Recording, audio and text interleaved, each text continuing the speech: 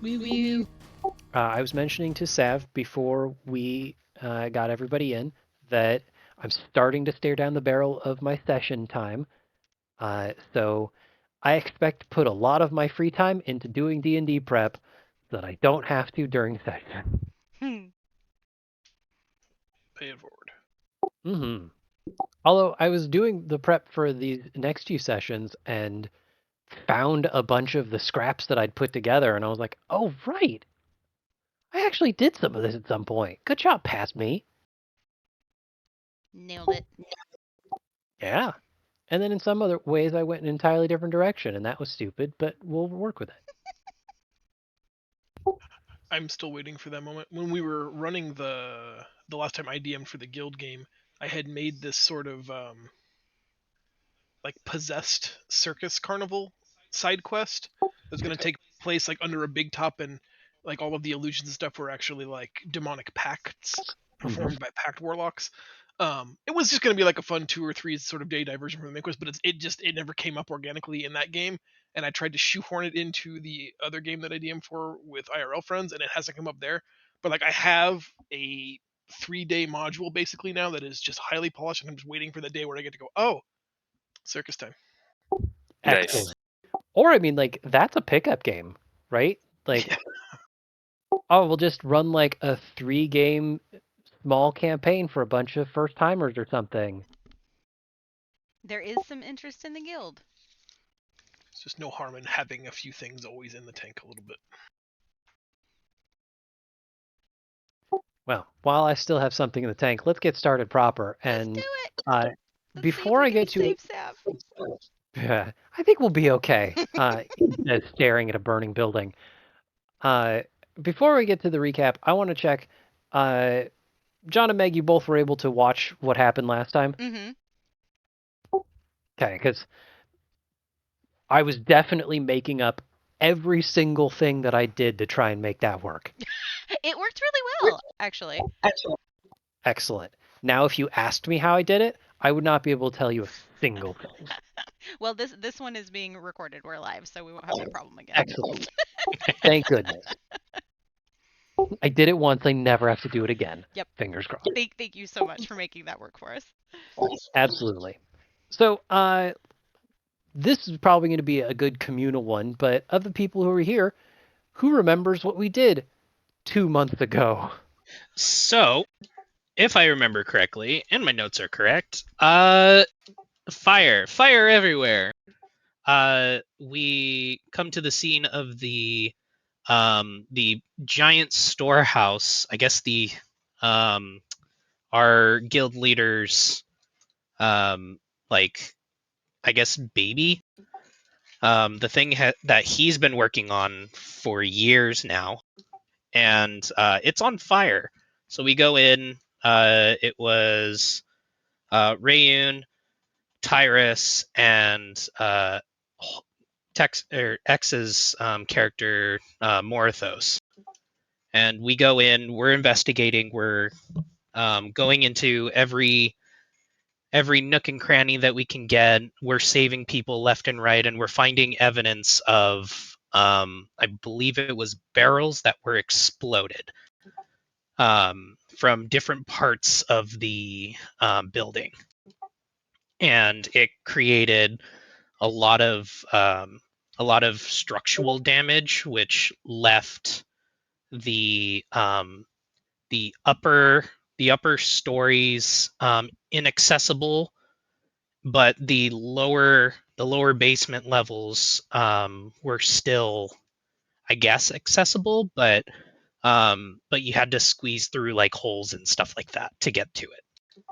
And towards the end of that, Morthos and Rayun went back through to investigate a steel door um, that was in one of the directions that Rayun went into, and we found two.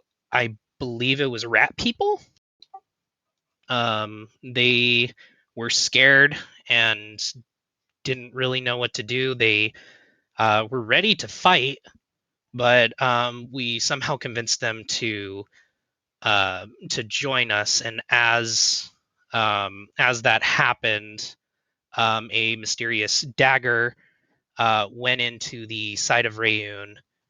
Rayun blacked out. Morthos fought against somebody that I believe he knows, and he ends up fighting him for a little bit and saving Rayun's life.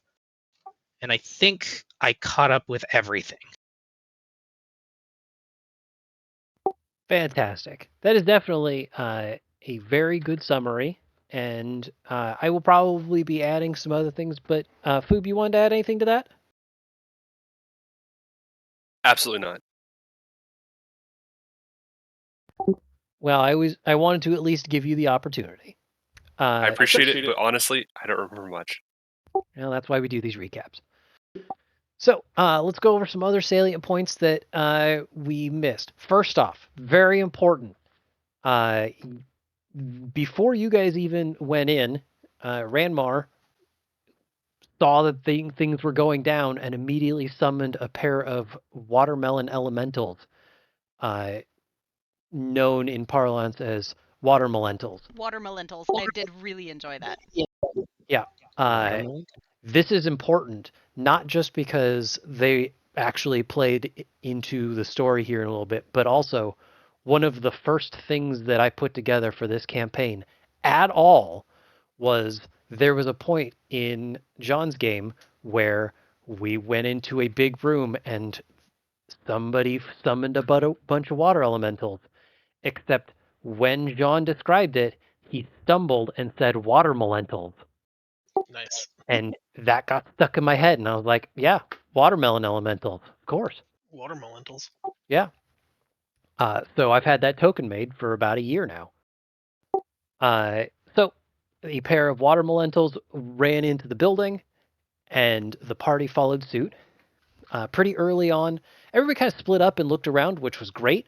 We did sort of an ad hoc exploration. I think this was a new and interesting way to do it, where rather than giving you guys a map that was grayed out, I literally just drew the map, and I thought that was kind of fun, even if it was not like always the clearest, but we could have gone worse. We got through it. Yeah.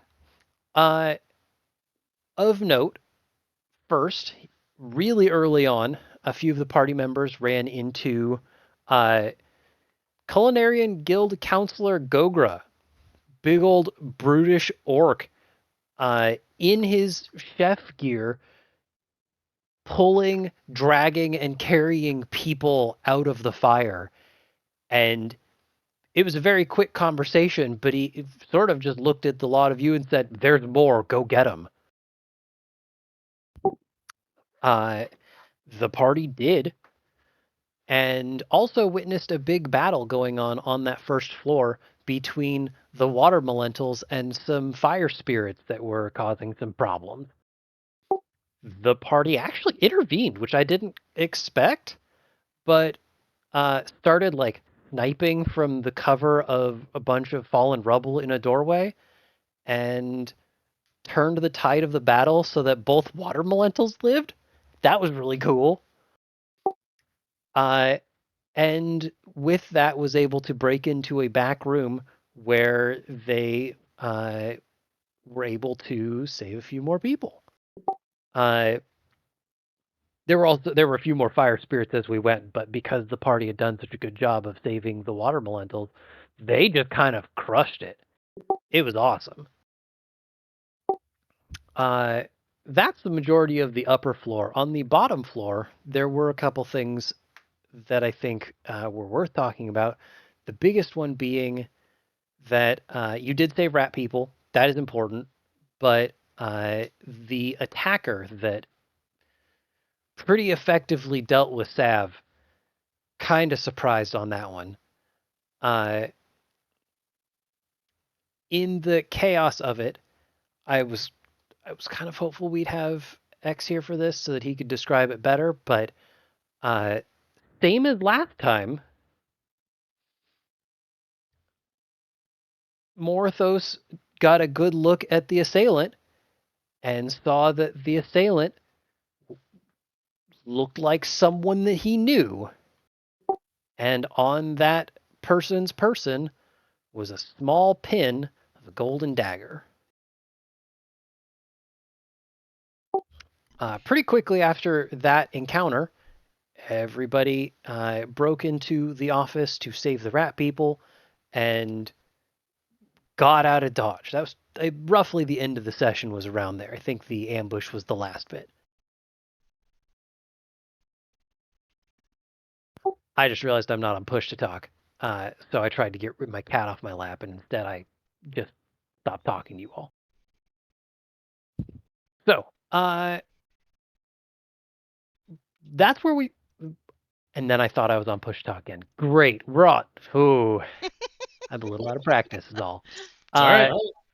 So that's where we're going to pick up. But before we get to anything more involved than the three heroes either bravely barging out of the burning building or, being firemen carried out of the burning building, I want to talk to Mira and Holden, because I'm assuming that even though you were mildly paralyzed with NPC sickness, you weren't doing nothing while this was going on. Were we with the group? You were with the group as far as everybody, all five of you, ran to Open Hands Hall. Okay. But you were not like NPC carried into the burning building. Thought that might be a little dangerous. Then... So... Oh, go ahead. I was going to say, this is a good opportunity for you if there was some other way that you wanted to help out, if there was something that you wanted to do while everybody was in the building, please feel free to let me know. So I think that Mira would have likely stayed outside to try to gather information while helping the people that had been pulled out of the burning building and or were in the buildings surrounding it. Mm-hmm. Well, there's no shortage of people outside the building. There are a lot of refugees and injured folk. Heck, when you guys showed up, Ranmar summoned his water elementals, but Pelna buggered off immediately to go help with the relief effort. So, finding people to tend to is not a problem. Yeah, I think that's likely what we would have done, and also tried to create a barrier by pushing people back away from where rubble and things may have fallen down onto them. And just kind of like working the crowd to see if they saw, like asking them questions. Did they see anyone running out that was suspicious, or did they see what happened and what caused the explosion or the fire? So trying to gather information. Well, a few things. First off, you don't have to worry too much about crowd control. The Culinarians Guild has pretty much all hands on deck right now. Like, if you are a culinarian, you are here helping with this situation. It bears mention that before everybody ran in, I think we got a pretty good view of... I have the list here. I'm going to give you specific information. Oh, that's good to know. Yeah. Guildmaster Rare was on hand coordinating the efforts to get everything fixed up, along with a couple of the counselors, Counselor Meslier and Chikel, who were acting as his lieutenants. And a lot of them were doing their best to coordinate efforts, and that would include getting a perimeter to keep people away. So you don't have to worry about the crowd control so much, but by all means, feel free to assist people while also maybe looking for information. And I'm going to briefly bring up your character sheet, because you know fully well I can't remember what skills are skills. Even though I was just playing Baldur's Gate. Like, you'd think I'd know this by now. What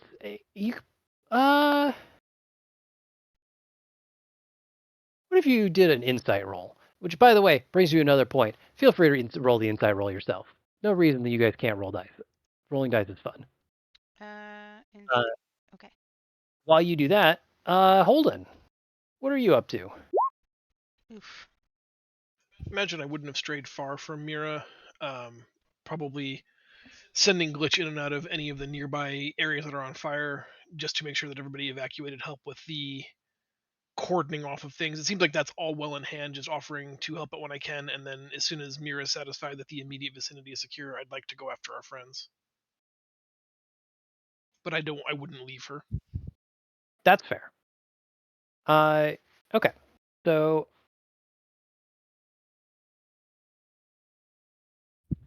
that makes it fairly straightforward. Because it sounds like Mira is mostly going to be hanging around and talking to people, asking questions. Hey, it's really easy to make it seem like you're not interrogating someone if you're politely asking them questions, but also keeping them alive. So That is my plan. yeah, most of the people that you're helping with, that you're tending to, are pretty forthcoming, right? Pelna will not say no to assistance as well. She knows you, so if you were even remotely near her, yeah, it's super easy to take care of people. For the sake of everything going well, timing-wise, I will say, if you'd like, you can make an insight roll as well to see if you would like to try and learn something. But otherwise, I'm happy to say that roughly around the time that you were getting concerned, hey, this building's not doing very well. It's starting to crumble and collapse. You could see, even as they go in, that the second floor isn't looking good, and maybe just about at the point where you're getting really worried about it, you've seen the guildmaster, but now the rest of your party comes barreling out the front door, maybe just a couple minutes later. Behind them is something like 7 refugees. There were a lot. The guild makes no hesitation and gets those people to safety and starts tending to the wounded, getting people breathing oxygen, as best as you can. And well, just as Tyrus was going to have a roll, we're going to vamp this. We're going to deviate from the script just a little bit. Morthos is leading the charge. He is carrying out Rayun, and a lot of the people that are coming to safety look like they are leaning on him for support. Not for the first time, it looks like Morthos has gone out of his way to adopt a new role as helping people where he didn't need to. But when he sees the lot of you, he is going to walk right up to you, Holden, set down Rayun, and he grabs you by the wrist and slaps into your palm that golden dagger pin.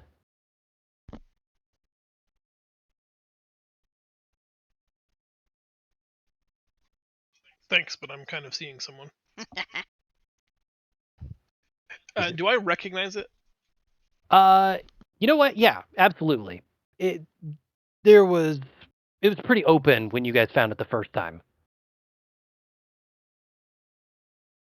So he will even add, no, we got to deal with this.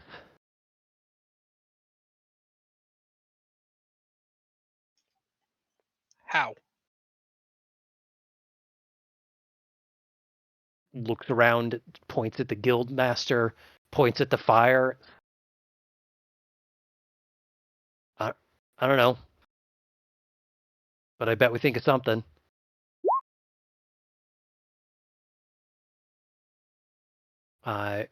Food for your sake. Morthos handed Holden the golden dagger pin. But feel free to take over so that I'm not just role-playing as X. That's a little weird.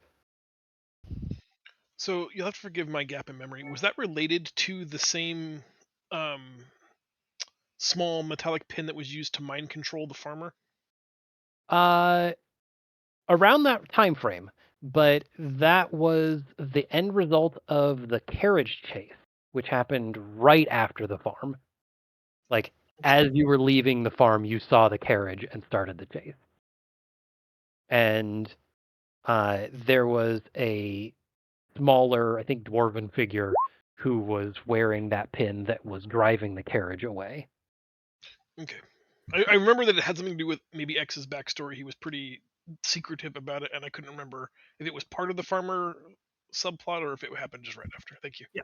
No, it was right after, and he was secretive about who it was, but I don't think he hid it very well that there was like a flash of recognition. Like, he recognized that person somehow.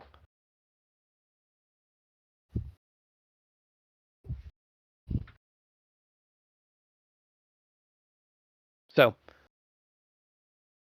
in the meantime, though, Morthos, relieving himself of the pin and friend, just like collapses on the ground with exhaustion. So that I don't have to pilot him for a minute. I'll lay him over Glitch. Glitch can bear the weight and carry him around. Mhm. Tuck his cloak around his creepy arm. So, as the party gets out and the council members take over with the refugees, first, it isn't long before the building is gone. This fire was fast. It was very clearly magically influenced. Heck, you guys saw the influence. As it collapses, there's kind of a quiet around the assistants, right? The whole of the Culinarians Guild recognizes this building meant a lot to the guildmaster, and he is putting on a stoic face, but for just maybe 30 seconds or so, nobody's saying anything, and everyone is either watching the fire or watching the guildmaster watch the fire.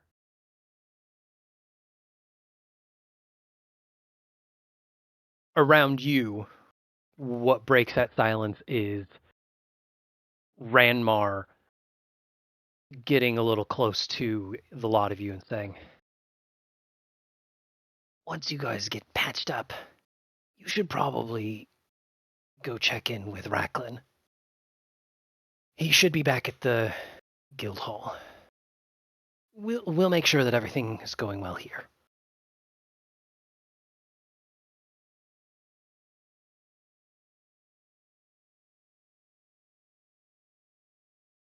Let's go make sure our friend was not Kentucky Fried.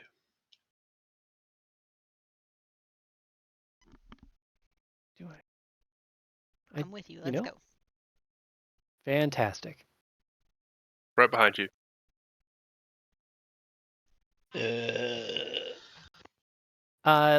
Let's get a little bit of healing in you first. This one is a safe roll.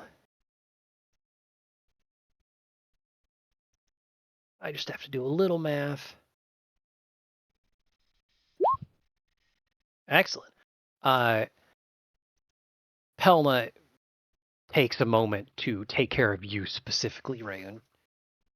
She's been helpful all around, but also she knows you personally. So she puts, a little bit of healing into you. You can ask questions if you want, or you can accept the 28 healing and move on. I mean, like, thanks. Like, that helps a lot. Yeah. It's still, look, you're going to be coughing up ash for a little while, but you could be doing worse. Yep. Definitely worse. So, Be Morthos. You could be more of those. I could be more of those. So let's move you through town. Moving through town is quite quick right now because everybody is either at the fire or in their homes trying to avoid the fire. So you make your way. By now it is definitely deep night, but there's still lights on at the Culinary Guild Hall. And now that you've been to Racklin's office once or twice, pretty easy to find your way back. 3rd floor, off on the right. What is that? The eastern wing. And yeah, exactly as described by Racklin. Nope, by Ranmar. Ooh, those names are more similar than I thought. Racklin is in his office working. There is a desk opposite his that continues to be empty, but Racklin swears he has an office mate. You've never seen him. So, as you walk in, Racklin is a little, looks a little exhausted, starting to get the bags under his eyes, but all of the paperwork that is on his desk, he sort of pushes aside and turns to stand up to you all and opens his arms and wings. Well, goodness, I am glad to see you all. Oh, I'm guessing how all are of our things? items arrived safely then. Yes. I have been doing my best to keep an inventory. Your culinarians have been tending to what they had, but, well, there's still a lot on the administration's end, too. But please, I don't think we need to talk about me right now. Please, tell me what happened.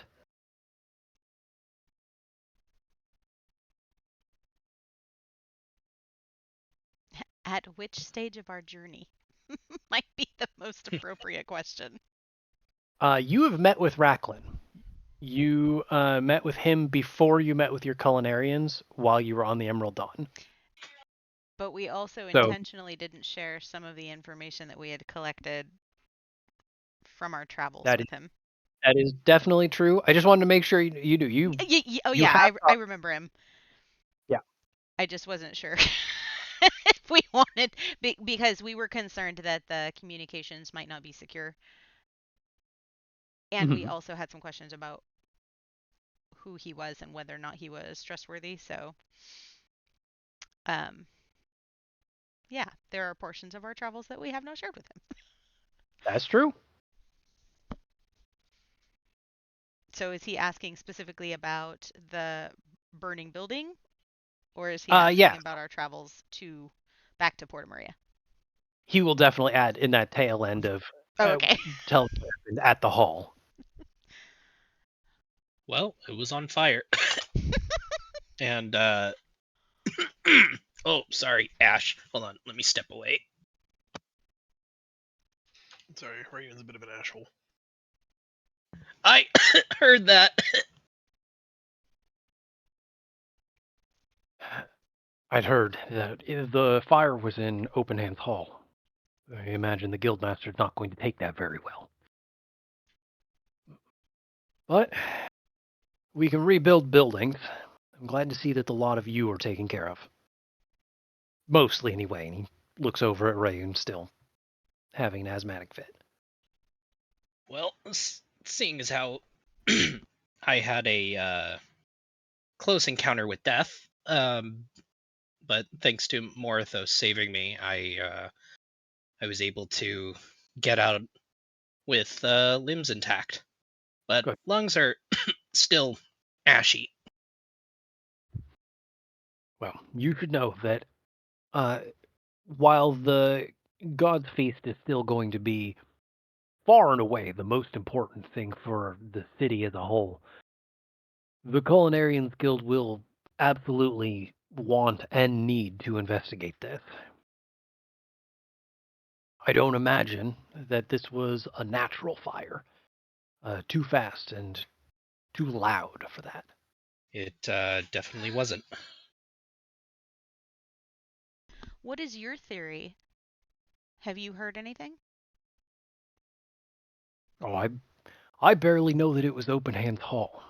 If I hadn't heard a bunch of the culinarians that left for the hall screaming that Open Hands Hall was on fire, I probably wouldn't even know that it was that. But has there been any aggressive activity toward the owners of the hall or toward the Culinarian Guild recently? well, the guild does own the hall, and that is exactly what I was going to mention. With the deaths that we've been having, I have to assume were intentional. It seems like the guild is under attack. I don't know who. I wish I did. That would make this a little easier. But we're going to have to figure that out. Now, I imagine that the guild master will assign some culinarians, but, well, I would like to see if we could add this to our list of things to do. I won't force anyone, but I know it would be important, and for the good of the city. I'm going to wait for Tyrus to finish typing. Or talk. I love to hear his voice, too.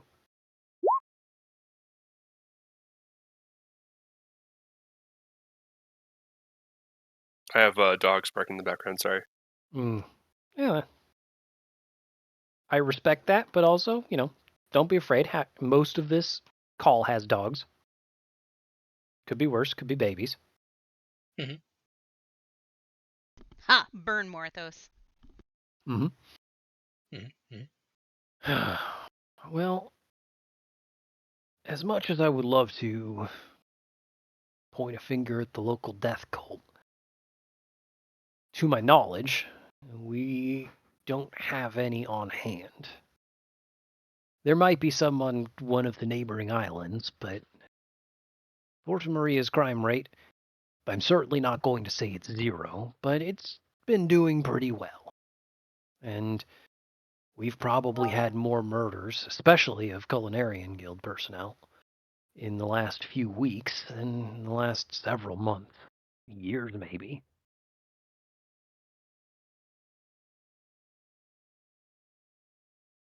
Now, unfortunately, I've been mostly stuck in my office, so there isn't too much information that I've been able to get, but also the fire's only been going on for an hour, maybe two, so we might learn something as the guild starts to sift through the rubble.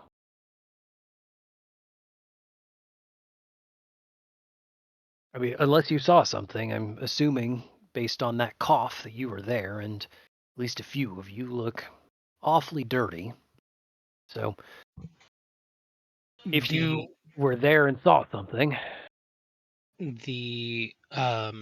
There were several barrels in a bunch of different rooms in the lower levels that were what seems to be set off. They had explosion marks, and it kind of seemed like they, well, I mean, obviously intentionally set off, um, but they were in like localized areas around the lower levels and one in the upper level. I believe Morthos found. Well, that would explain why it went up so quickly and so loud. And would definitely confirm that this was an attack. Well, that's something. We'll just need to figure out the who then. And maybe the why. Those two are probably pretty close together.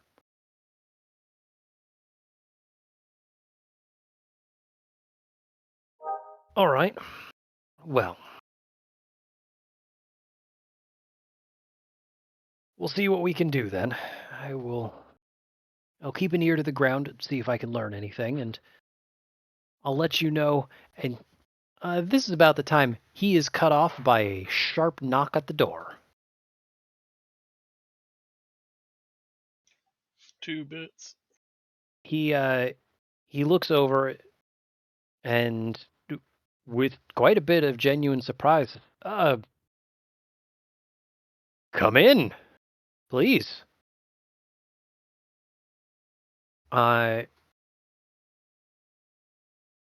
Roughly, dressed exactly as you last saw him, strides in the fairly regal figure of the Guildmaster. As soon as Rare walks into the room, Racklin shoots to attention, like military attention, and just short of shouts, "Guildmaster, I wasn't expecting your arrival, but please come in. Can I get you a chair or..." And Rare puts on a bit of a smile and raises his hands. "Racklin, please. There's no need for that. I appreciate your hospitality, but I shouldn't be staying too long. And I hope you'll forgive me, but I just would like a few minutes of everyone's time." He takes a second and appraises the people in the room. He also looks around and spots that empty desk and says, "So, this is the illustrious Team 23. I had already been hearing rumors, and all of them were good. I'm glad to see that you're all here and in good spirits. It looks like, well..." He looks down at Morthos and says, "Mostly good spirits. I will cut right to it.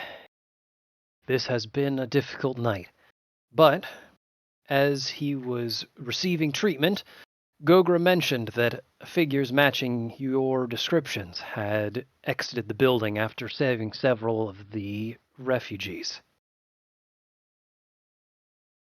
I wanted to find you personally and offer my heartfelt thanks for your service. I know that not all of the teams are made up of Porta Maria natives, and looking through my records, it appears that is the case here. So for the lot of you to step up and save those from my city, well, they owe you their lives. And as Guildmaster of the city, their debts are my own. As far as I'm concerned, whatever you need, I am personally in your debt." And he bows to you very low.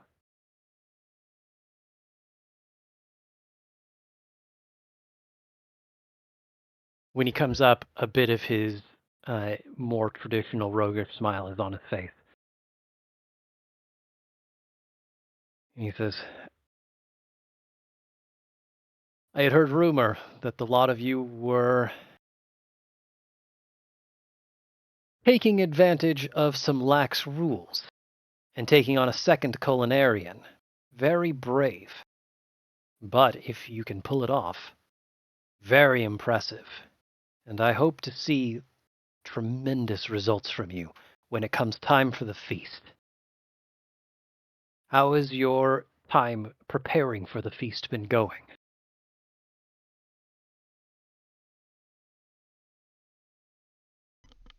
It hasn't been without its challenges, but we have learned quite a bit, and we have recovered many of the pieces that we've been looking for to complete our dish. How have things been going here and with the other teams? Most of the teams have reported back something, and I know a few of them have already prepared their dishes. We have prepared a bit of time magic of some kind to preserve them. So, theoretically, the culinarians that are a bit ahead of themselves can get their work done and get back to business. I know that was Kel's plan. He is already preparing to leave for Nazma and probably will, now that the fire's happened. However, besides that, it looks like our preparations for the feast are well underway. We have managed to keep the Herald Savi in decent enough spirits, and most of her retinue seems have taken well to Porta Maria, and that bodes well for us. We will continue to be the best and most gracious hosts we can. And when the deity himself arrives, we will be ready to host him as well. Do you know when that will take place? We are just over a month from Telemar, well, from the feast, and based on Savi, it would make sense for him to arrive something like 24 hours or so before the feast. I believe that was roughly the time that she gave for when he visited Nazma. So about 30 days from now.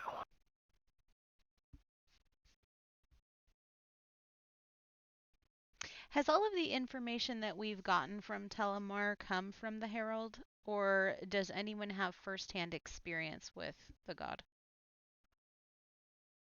We've done our best to research the god, but unfortunately, there are a lot of them. And I have no problem admitting to you that religion is not my strong suit. I have more of an aptitude for leadership and political wrangling, but scholarly pursuits have never necessarily been my strongest. We had sent out some messengers to Satir to ask the high priest if he could come and assist us, but we heard that the shrine to Telemar in Satir was, by their words, woefully understaffed, and the high priest was unable to make his way out here. Unfortunately, because of that, we have been unable to do much research outside what Savi's been giving us.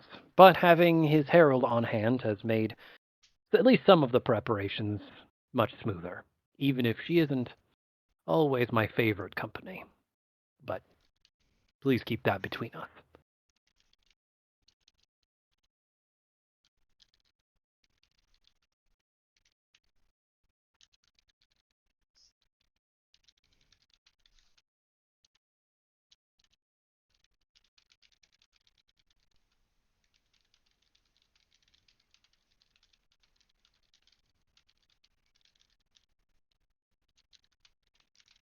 Sorry, I have to ask Holden something. Well, his character something, but it took me a minute to type it out.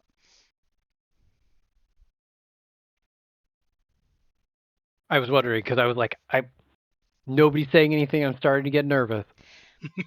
So we can step back Formulating for a second because nonsense. Mira isn't saying this in character.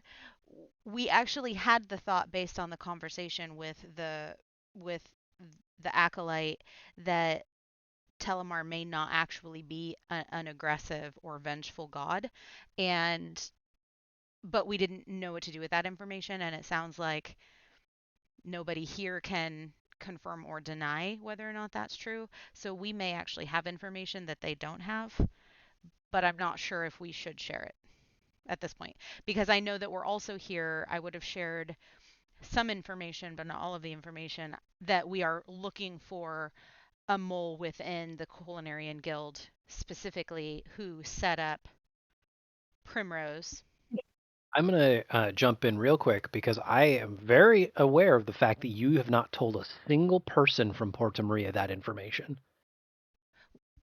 Partially because when you guys arrived before the explosion, I was like, all right, who are they going to tell? Pass. We haven't in Porta Maria, but the group knows. So I'm unsure if we think that the master is in cahoots with whatever's going on and whether or not, like, obviously we're not going to mention that someone within the Culinarian Guild is bad. However, I'm not sure if Holden would suggest if we should bring up that we may have uncovered direct information that Telemar may not actually be a vengeful god and that they might be working off of bad information. But I wasn't sure, and so I wanted to do that out of character. Yep. Out of character, I think if we're going to confide in someone, this seems a fine choice. Yeah. or we go the long road of trying to figure it out ourselves and wait until we have more comprehensive understanding of what we're dealing with. And once, because there's also an element of we are also unsure. Right. So I don't want to like kick the hornet's nest if it turns out we have half the information and it's not, we're grasping at straws, sort of, that we're drawing a conclusion that wasn't intended to be drawn. I do want to add one bit more information because I don't know how well this information stuck. That of the intel that you got from Mortavio, he did highlight that there were only 9 people that he suspected could be responsible for the murders Mm-hmm. and hiring him as the assassin. And they were the 6 counselors, the guildmaster, the lead administrator Mulholland, and the first hunter Molojoro. Yeah, I was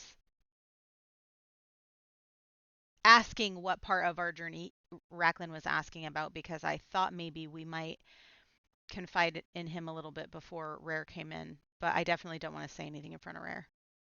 But but the conversation about Telemar is a little bit different. I didn't think Guildmaster Rare was on the list of potential assassins.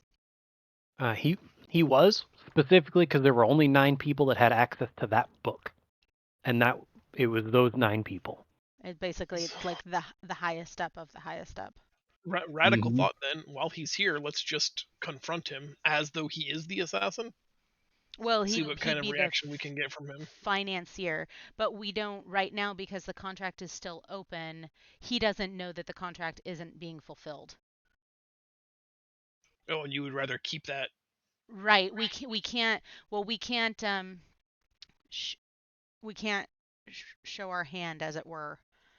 Does he know how many assassins have like accepted the contract? Could we insinuate that we are? In other words, could we say like that job that you hired someone to do is about to get done? If you know what I'm saying. And see if there's resonance there, or do you think he would be intimately familiar with the people he's hired to do the dirty deed? Well, Assuming he's guilty, like assuming he's the big bad shadow. the way I understand it, the contract could easily be transferred to other assassins if it seems like it's not going to get fulfilled by the assassin that currently is holding it. So we don't want to draw attention to the fact that it's not being filled because Primrose is safe as long as the person who placed the contract thinks that the contract is still being executed. Your understanding is correct. How long can that remain so? Essentially, the moment that that person who placed the contract thinks it won't be, they may just open new contracts. Right. What I'm saying is, like, if I hired an assassin and I check in with him, every 2 or 3 days, eventually I'm going to find out that guy's dead. He's not dead though. He's in prison and is going to be like covering our tracks. Not in prison, but he's like in hiding. He is in prison, but he's in hiding. We will tip no hands and reveal no information. I mean, we certainly could confront him, but we'd have to be very careful about how we do that. We could just have a round of questioning that is asking him where he was when the attack happened on the on the building and what he's been up to. Which is weird though for us to be. All of my intellect is more a brute tool than it is. I have no charisma, so I think Holden is willing to be manipulative, is willing to even go to jail for beating up the guildmaster if it's to get somewhere. But I'm not going to. I have no interest in playing the dancing back and forth of trying to tease information out of him while pretending to be something I'm not. I like that, like Phoenix Wright level of the guildmaster. You did it. Mm-hmm. Did what? Oh, right. All right, so my initial question was, do we want to share what we learned at the temple and that we think that Telemar may not be, that the Herald may not be giving us good information and that we think Telemar may actually not be the vengeful god that he's been portrayed as? Do we want to share that information? Let's start with that. Simple yes or no. No. Okay. Not to these people, at least. Okay. Yeah, I think the people we can trust the most are the culinarians we that are our work with. sponsors. Are working with? Yeah. Okay. I think Racklin's too much of a bureaucrat, and I don't trust the guild leader. Makes sense. All right, I like it. Yeah. So we're not going to push this conversation much farther. Let's Okay. go back to dialogue. So I don't know how to segue back into that. So, Yeah, no, that's okay, fine. do you have Well- anything else you want to share with us? Because we don't want to share anything with you. No, I feel like it's perfectly fine for you guys to review several weeks worth of conversations that would have happened behind the scenes, and then like time stops as we do, and now time slowly resumes. So the guildmaster, he still has that smile on his face. It looks like it is a practiced smile, and he will either sleep very heavily or not at all tonight. But he, having finished his bout pretty recently, I wouldn't dream of making you make demands of me at a time like this. I think that would be unbecoming of all of us. So, for the sake of this, please feel free to stop by my office at any time. Or find me if I'm not there. I will probably be tending to the Herald. But I will happily assist you however I can. You have my promise. He looks over and nods at Racklin, who is still standing at attention. And Racklin, thank you for your service, but please, be at ease. Safety and satiation to all of you. And there is a very mild flourish of his robes as he spins on his heels and makes an impressive exit. I like the idea better of him asking if there's any information we'd like to share with him, followed by a 6-minute huddle of huffed whispers, and then me returning and going, nope. We're good. You're dismissed. I like that. Actually, I do kind of wish that had been how it had gone, except that on my end, that would have been very awkward. Yeah. So, as the guildmaster closes the door, you could visibly see Racklin exhale, and maybe does actually go to ease. Like he sits back down in his chair and slumps a little bit. He even shakes his head and says, "Oh, it is too late, and I've got a few too many years to be doing that on the regular." Were you holding your breath? Because that 20 minutes? No, but when you serve as I have, you learned that the less movement, the better. Ah. Can I I'd like to ask him what he thinks of Rare, but I'd like to see if I can roll perception, or if you want to roll perception for me, to see if he's lying when he responds. It would probably be insight, but Oh, okay. hey, I'm really glad I just walked back on that rule. Feel free to make the insight roll yourself, and then go ahead and ask your question. Okay. All right, I got a 17. Right? Does he make you uncomfortable? Or that's not what I want to ask. I want to ask Did he do something to you? what are your thoughts on Rare as a leader, and for all what he's done for the Culinarian Guild since you've worked with him? He's young, but very bright. It would not surprise me if he was guild leader for years to come. Assuming the tournaments work out and all of those logistics. But the people love him, the guild loves him, and he has done some tremendous good for the city and the guild.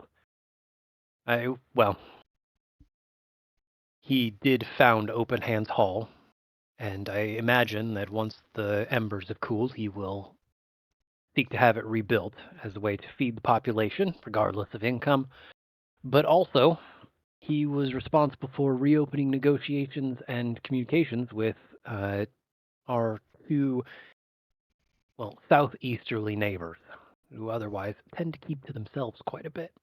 And Rare, despite his distaste for Savi, which I had already suspected before this last meeting, he does have a tendency to get people to open up and put a smile on their face.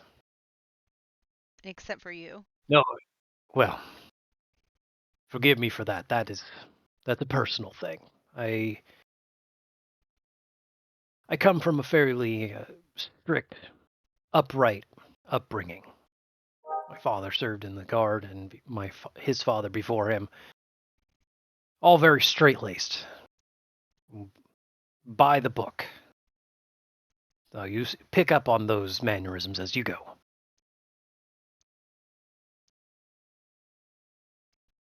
Does he do things that Sorry. are not always by the book? You know, I took a big bite of my dinner, choked on it just a little bit, and then remembered that I was supposed to answer your previous question. So I'm going to answer your previous question, and then I'm going to respond to that. Okay. To your previous question, no, Racklin is 100% telling the truth as far as you could tell. If anything, talking about Rare, it looks like he's got a bit of adoration in his eyes. Okay.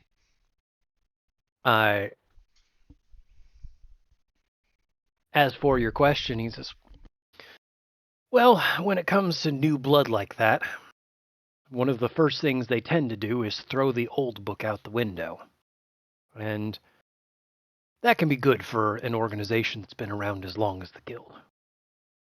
You know, we tend to get stuck in our ways, do the same bit of research for 20, 30 years. Maybe spend 6 or 7 years just making climbing pythons.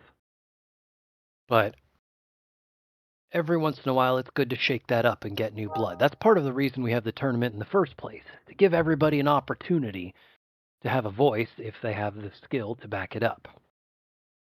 So, as for things that he's done that aren't necessarily by the book, yes, of course, he's done a few.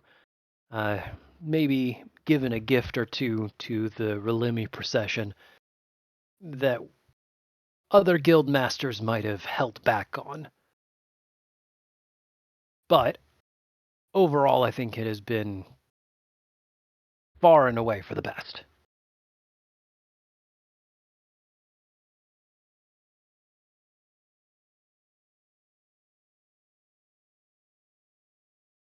While Holden types, he will add, and I should say, getting a favor from the guildmaster is no small reward. I know that you haven't been necessarily delving into dungeons as part of your assigned task, but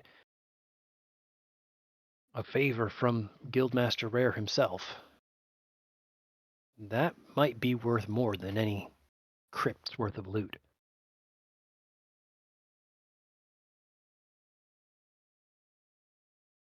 Are you asking about Savi's procession?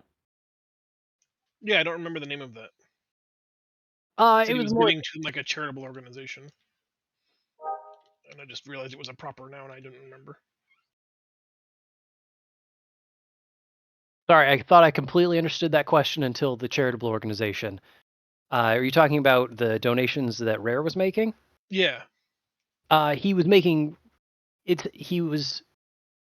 Racklin was insinuating that Rare was making gifts to Relim, to probably the leaders there, the Fair Fortune family.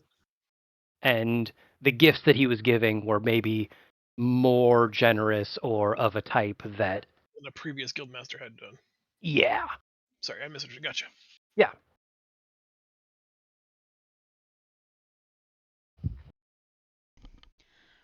Racklin, may I speak frankly?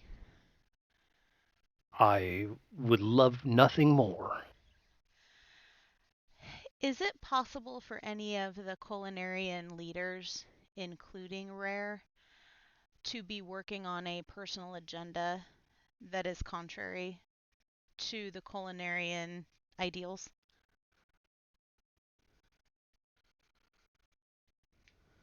It's possible. I'm hard pressed to say that there's anybody in particular that I would think stands out as some sort of spy or traitor. How well do you But know them? I've been here long enough that I've at least interacted with all of them. That's not true. I don't know if I've ever spoken to Ramhen before. I should fix that. I think I've spoken to all of the other counselors before, and many of the counselors that came before that. They're only sworn to a 5-year term, and if they want another 5 years, then they need to compete at the Tournament of Steel.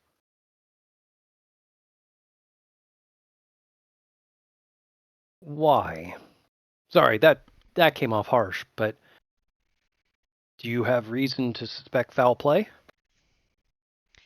There are a lot of curious events that have been going on that we become aware of during our travels and with the short time that we've known the Culinarian Guild. And it's in our nature to try to solve that which we don't understand. And I was just trying to understand how these events could be directly impacting the Culinarian Guild without being influenced by someone internally. Well, forgive me if I tread carefully on the subject, but it is a potentially political issue. That being said, if you have reason to suspect that there is some foul play going on, you have my full support in rooting it out. I would not be able to stand by and let something rot the Culinarian's Guild from the inside. That's very good to know. Thank you. We will make sure that we provide proof if we encounter anything else in our investigations. Please. Now, we should probably return to Pelna and Ranmar and see what we need to do to get our recipes completed. Absolutely. I will,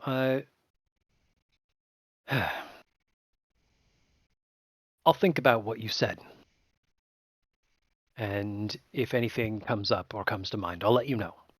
That would be wonderful, and we'll do the same. Thank you.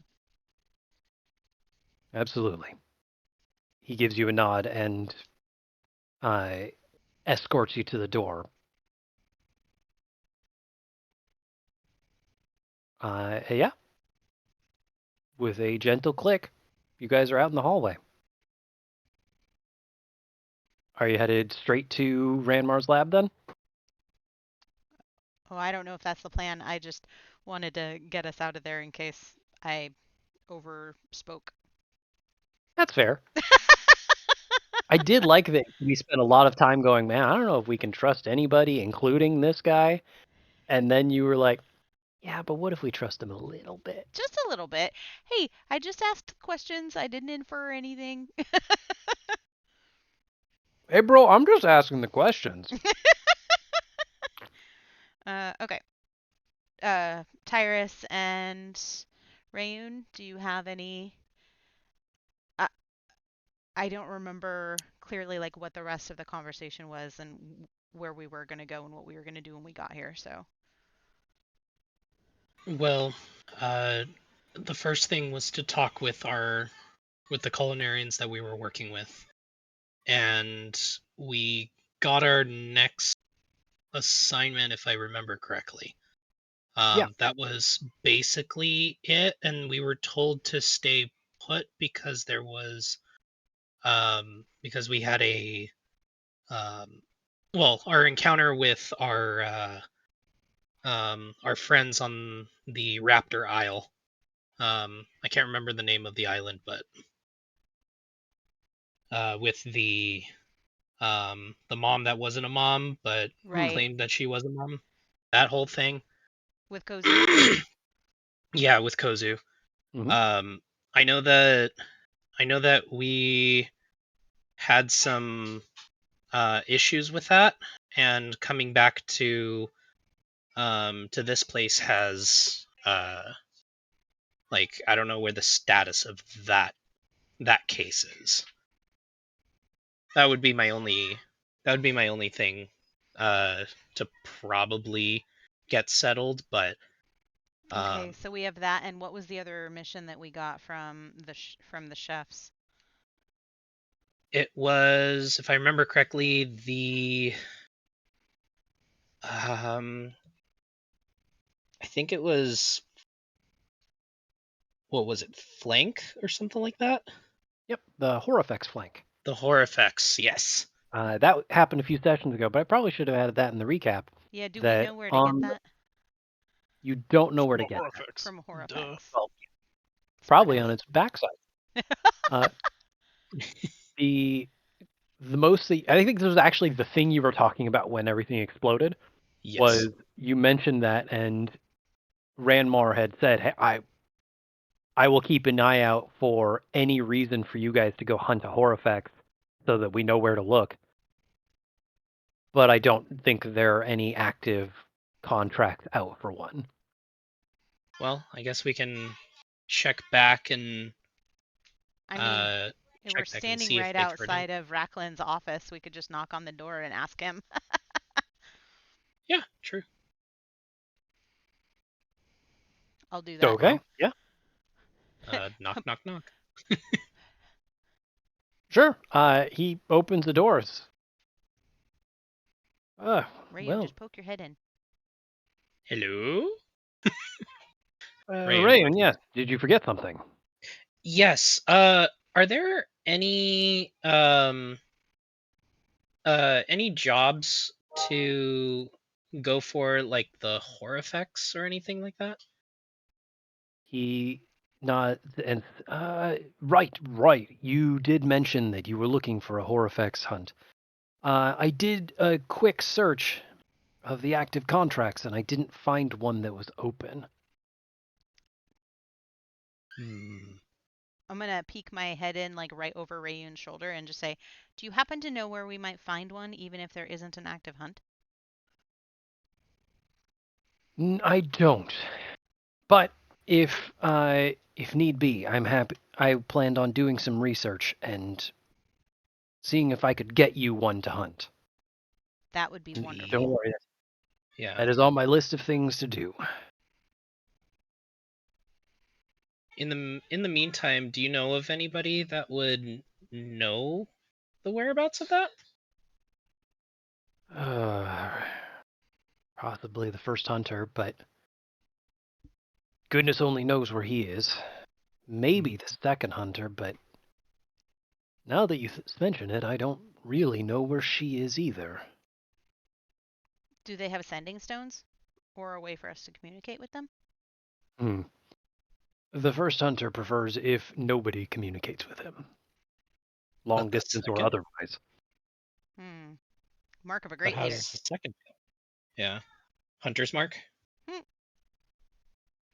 The first hunter is a very respectable hunter. The second hunter is, I'm not saying anything bad about anybody, but the second hunter is usually left to pick up the pieces from the first hunter's leadership. Oh.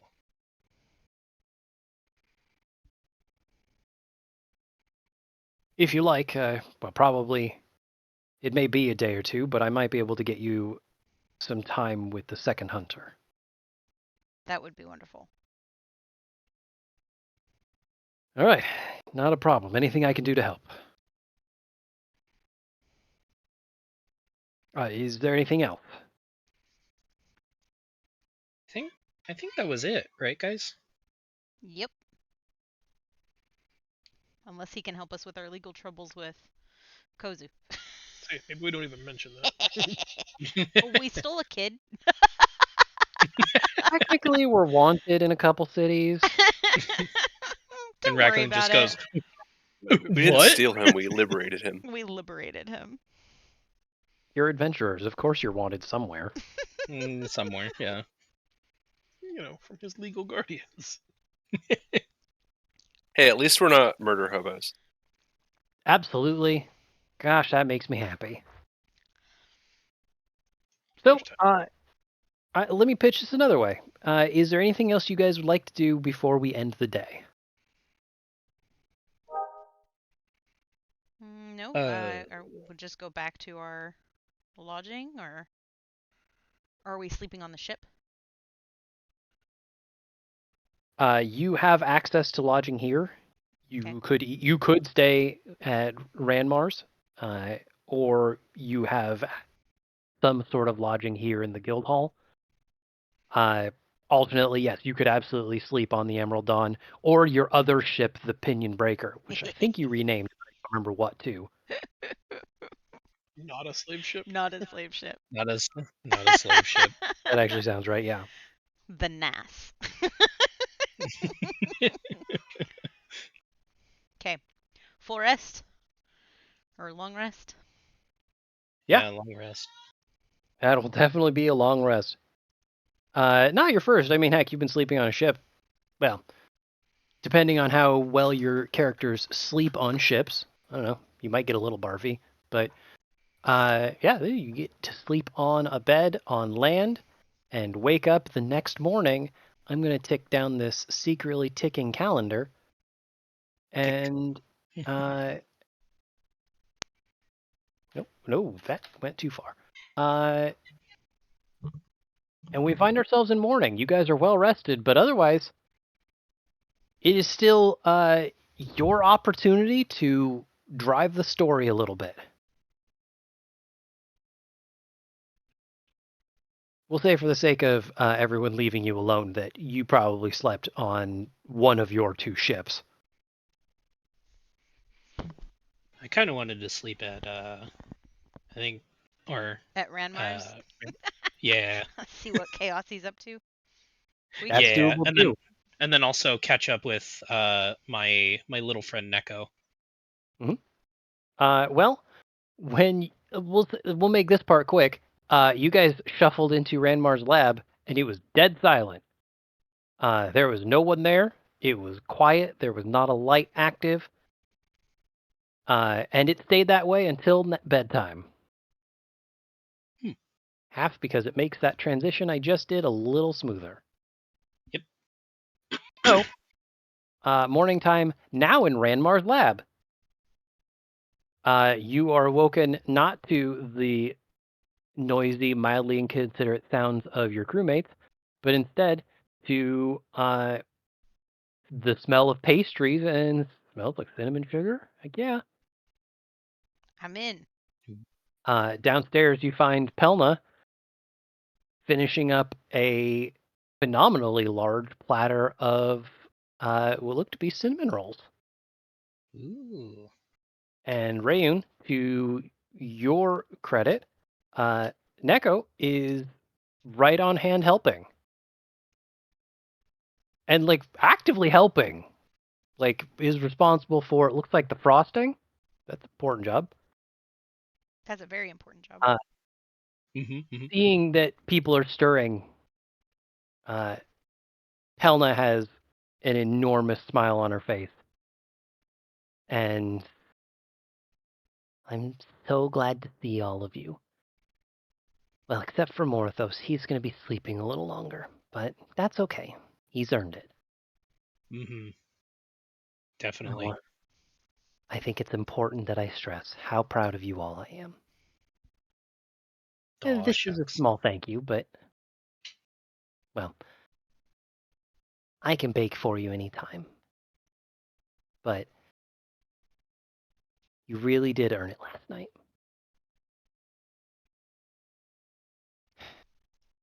Ranmar is out. He will be back soon. He's been pretty high-strung since the explosion. Is there any news about what happened?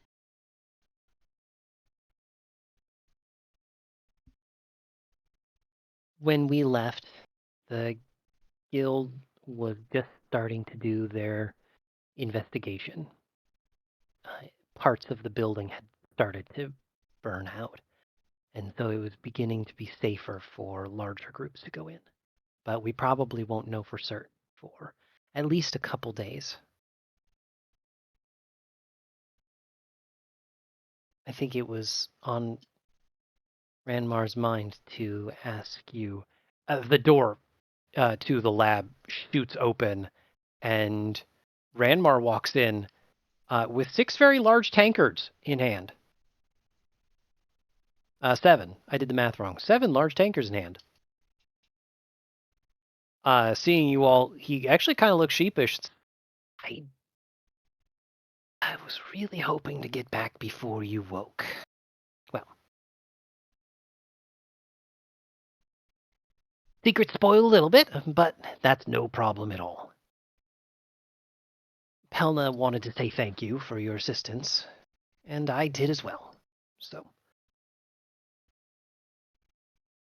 some drinks for the morning as a small celebration for your success last night, and for how well you've been doing preparing for the feast and all. What did you bring? As Rayun is inspecting the barrels. Tankards. Trust me, he's not carrying barrels around. He's not that big. We're talking 7 fairly large, frothy tankards, and the insides of which are not alcohol. Well, not beer. They are definitely some sort of cream-based beverage. Tyrus, you are awake. You are so unbelievably awake, and it might be the sugar, it might be some kind of caffeine. He might have just gotten you a quad shot espresso in a tankard. You can't be sure, but dang. Rayun takes a sip. That sounds amazing. I want this right now. I'd like this in real life, please. Yeah. I mean, whoa, what the heck? Sorry, my screen just started. Yeah, that sounds right. My screen just started going wonky right as Tyrus did that. It actually worked perfectly. Mira's holding the tankard with both hands, and she's started to sniff it until she sees how Tyrus reacts, and then she just kind of slowly moves her face away from it and then sets it down next to her. If you could picture the most energizing drink you could get from your local non-Starbucks, blended into one of the highest caloric drinks you could get at a Baskin Robbins. Oh my god. Nailed it. Like one of those cookie Oreo shakes. It's like 2,400 calories. Oh my god. We're talking that level of energy of, it's got the caffeine to wake you up, and it's got the sugar to get you wired. Yeah, I'm not sure she would drink that because that might make it difficult for her to be in control of her faculties. Pelna takes hers and nurses it very aggressively. I'm pretty stealthy and I have a good sleight of hand, so I'm going to try to, so as not to be rude, swap Mira's tankard with Tyrus's empty one so that he has 2 and I have none. But it looks like I drank one. Yeah, absolutely. You should definitely give me that sleight of hand check. Okay. Rayun's just going to enjoy it slowly. I did it! Dang. Tyrus is going to have a heart attack. Tyrus fully believes that he just has a magical refilling tankard now. Perfect. Nice. While drinks are being distributed and enjoyed, Helena gives a nod of thanks, and Racklin. So, how was your night inside the burning building? We didn't get to talk much. It was very weird. I mean, the barrels exploded and stuff like that. And then a mysterious person that Morithos knows, and at least for me, the rest is a blur, but back up a little, because we didn't have much of an opportunity to debrief. You're going to tell me more about these barrels and attacker? And the blurbutt. Yeah, Marthos mentioned it later on in the night, but the person that attacked us was somebody that he knew, I think, and the barrels themselves were set off like it kind of looked like there was gunpowder and what have you. Goodness. Kind of like somebody set off a Molotov, but like 4 or 5 times the size with 5 of them, I think, or 4, something like that. And were there still barrels in the building? Just I think all of them were set off about the same time, because they were Morthos had mentioned that there was similar burn marks, similar ash markings, like throughout his findings, as well as mine. Good. I was worried about guild safety. If we were going to be sending in scouts to try and figure out what happened, and there were still live explosives and fire on hand, I wanted to make sure that everyone was aware. Yeah, Well, I think with all the fire, I think it would have set off more while we were in the building. But like I said, I think everything was exploded at one time. Hey, Sav, real quick, just for clarity, you actually saw the barrels of the explosives? Yes. Okay. During the last session, Yep. I watched the ac- recap, and I watched the episode rather, and I remember in the recap us talking about it. I just don't remember that exact moment from the session proper. So I just want to make sure we weren't like propagating. Nope. I appreciate that, but there was a very brief period where like everybody had reunited and was rushing to the last couple rooms, where they ran by the barrels and everybody failed their checks again. Perfect. 'Cause I remember that part very clearly when there were like 5 different checks made to look at barrels, and every single one of them was miserable. yeah. Just making sure. Sorry Yep. to interrupt. No, I appreciate it. So that is good to know. I will pass that along, but if it's a little less urgent, then maybe I don't need to pass it along right this second at least. All right. Well then, please fill us in about this attacker then. Well, I got stabbed, and I was on the verge of death. Morthos ended up knocking out the assailant and I think killed him. I don't know. Oh yeah.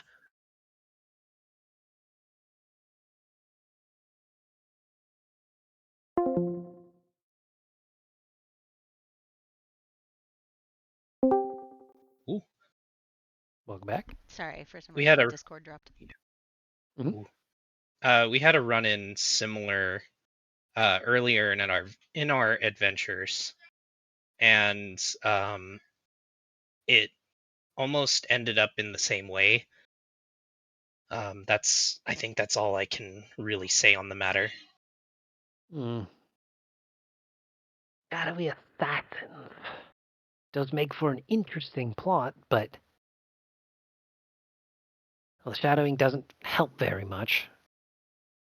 Especially if his body's now covered in rubble. Ugh. All Well, right. it was in the lower levels, like the basement levels, so if at all possible, there may not be as much rubble down there, but it wouldn't hurt an investigation of the area. I will send word, but I wouldn't keep my hopes up. The fire was too hot and too sudden, so I don't think that building is going to stand at all. I have a feeling we're going to be digging from the basement up before we rebuild. Hmm. And nothing you don't. Well, Morthos has been particularly unconscious.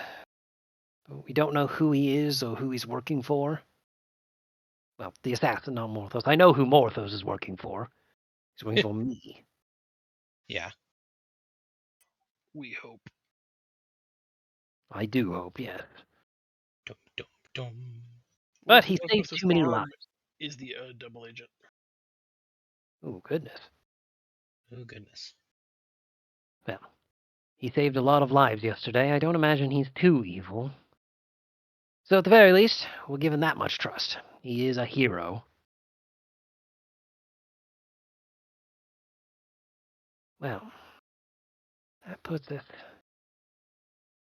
in a tough place for any sort of investigating.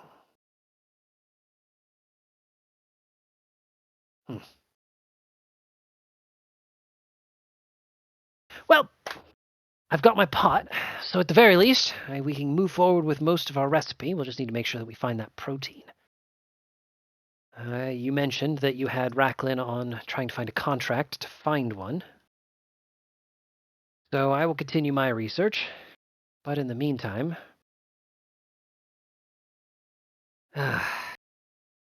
he looks up over the lot of you, and Pelna, who is now plating cinnamon rolls for everybody, gives him a pretty firm glare.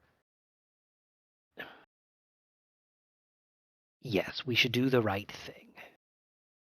You're all heroes, but you're also adventurers, and for the most part, I think all out-of-towners. So, you're well set up to keep an ear out in case anything comes up.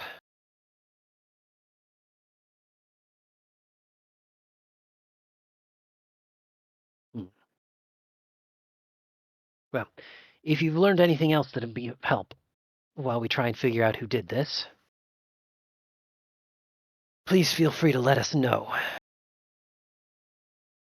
Otherwise, I'm going to be hunched over scribblings, and we'd really rather be in the kitchen.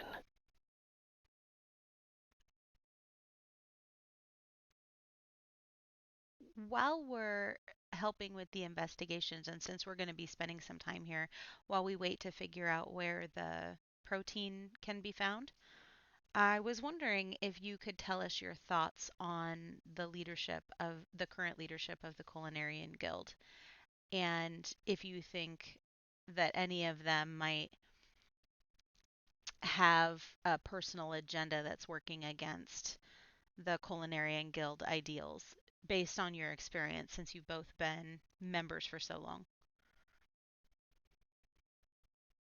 A spy? But who would they be spying for? Let's see. The most veteran member of the guild, Ramen, either would be completely safe or would be the most likely to have his own agendas because his agendas would be older than all of us. Let's see, there's Gogra, and admittedly, not many people know his agendas, but that is his job, is to be the guild's underhand. I would say he is a spy for the guild, but that implies that he has some subtlety. And he is certainly anything but that. Let's see. Well, I don't really know the rest of them that well. I've been sort of in my own world for the last couple of years. Pelna. She nods and comes over, cinnamon rolls on a platter, and as she's distributing them, sort of picks up where he left off. Now, well, let's see what we have. Well, we have Chikel. You saw him yesterday. He is rather no nonsense, but well, now that I think about it, he doesn't really talk very much, does he? He lets his cooking do the work, but I know that he is mostly focused on helping the locals, the local kitchens and restaurants. I can't imagine that would be too much against the guild, but I don't know. Let's see.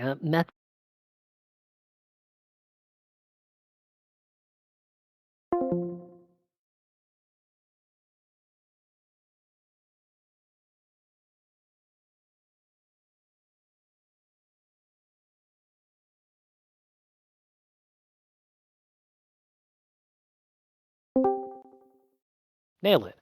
That was amazing timing. Pretty proud of that one. Yeah. Uh, I was muted. Sorry, I cut out again. I don't know why my system is doing that. no problem. So what did I miss? I spotted it and paused all right. Thank you. So we were at Messelir. Nobody seems to know much about her personal life. Mostly because I don't know if she has one. Let's see. You talked about Ramhen and Gogra. May is more of a bookworm than Ranmar is. And has been largely responsible for tending to the contingent from Talabar. So I imagine that's where most of her time has been. I don't know. I don't even know if she has an agenda. She's almost a child. And then Harpin. Well, Harpin couldn't be. Harpin couldn't be a spy if she wanted to. If you met her, even for a moment, you would know. Isn't that the perfect disguise for a spy? Ranmar pipes up and says, "You would think so, but also, well, I'm sorry, Pelna. I know you only want me to say nice things about people, but it's true. Harpin is not that bright." Rude. As predicted, Pelna is very unhappy when he says that. Now, I'm not implying that she is.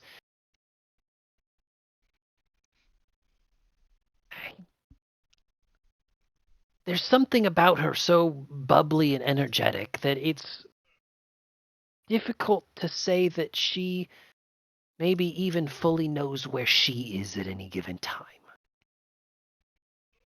No, I think I'm making it worse. Am I making it worse?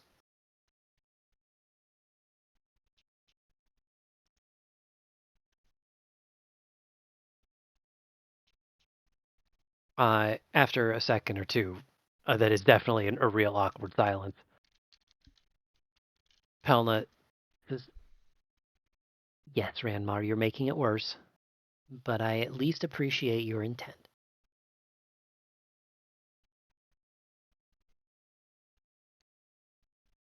I just realized I'm going to move us to the lab because we've been not in Racklin's office for a while. I like the little pop noise that you made. Ooh, except you don't exist anymore, and you are sleeping upstairs. How do we not have like a sleeping icon? Whatever, you're sleeping upstairs. I'm pretty sure there's a sleeping icon. Well, now there's a deleted action. Oh.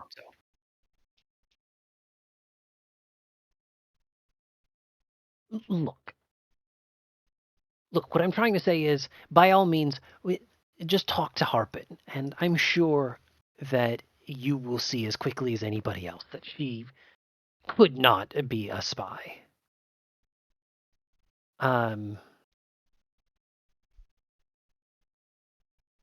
So I think that's the council. It's difficult, right? Because even assuming that there was someone that high up that wanted something bad to happen to the Culinarians Guild, they're all such public-facing individuals that most of them have their agenda on their sleeve. A secret agenda, well, they've all done well enough to hide it, I guess.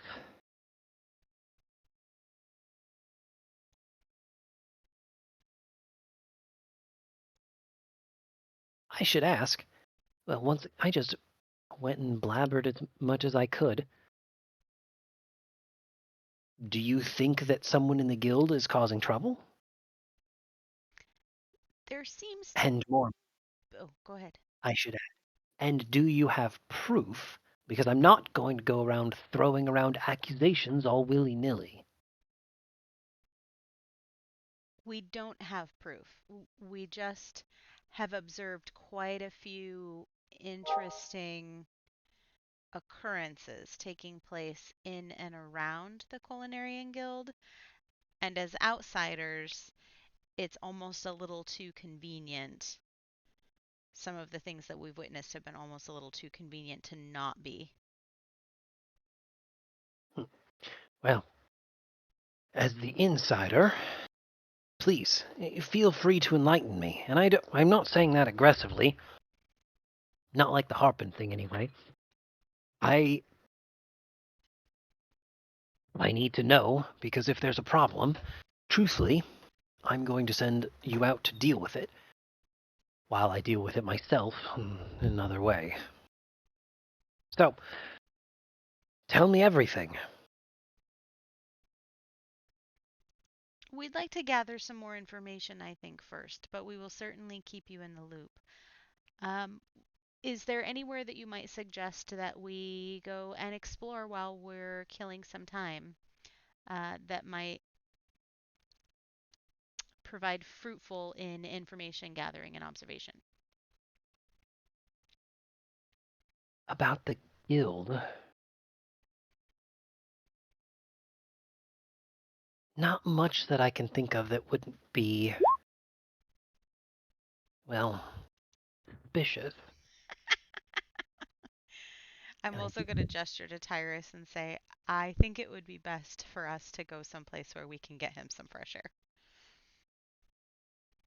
And maybe do hot laps. Yes. By all means. Well, if you find anything worth bringing to us, please. We will be here waiting for you. That's amazing.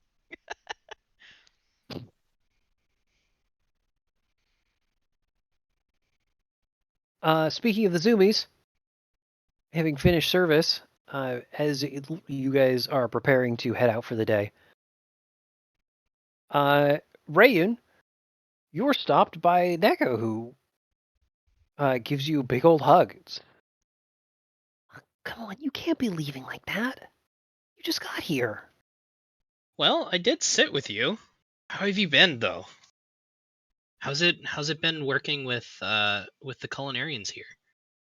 Right? I want to join when I'm old enough. This is amazing. They could do all of this stuff with food. I can barely make food. They could make food, make food. I'm so glad that you're enjoying yourself.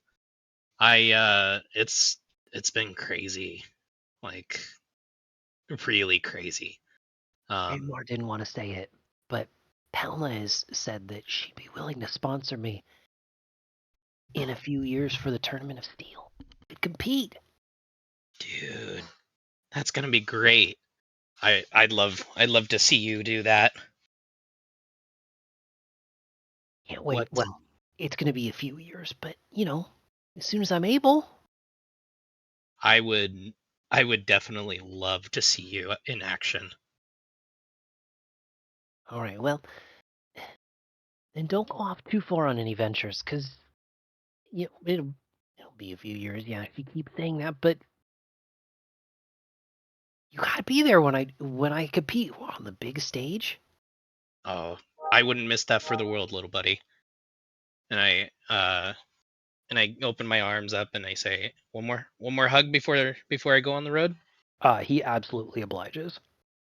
Give him the biggest, warmest hug, and then I set him down and I go, okay, you keep up your studies, and I'll be back to listen to more of what you've been doing. He nods and Pelma adds we're taking great care of him, and he is wonderful to have around. Ryun bows and just says, "Thank you so much for taking him in.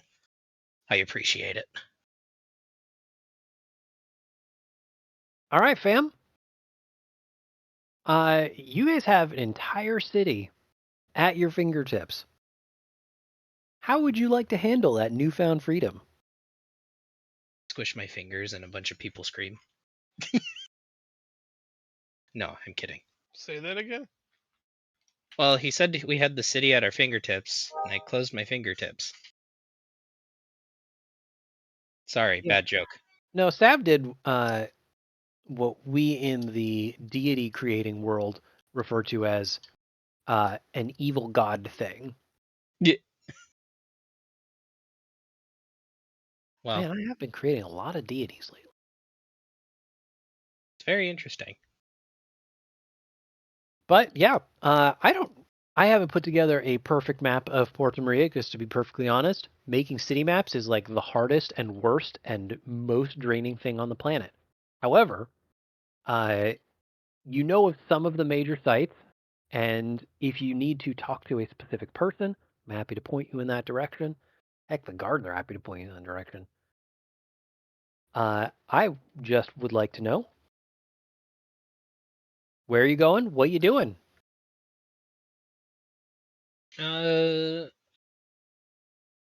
Iris has too much energy, and he wants Mhm. to find a fight. Oh boy.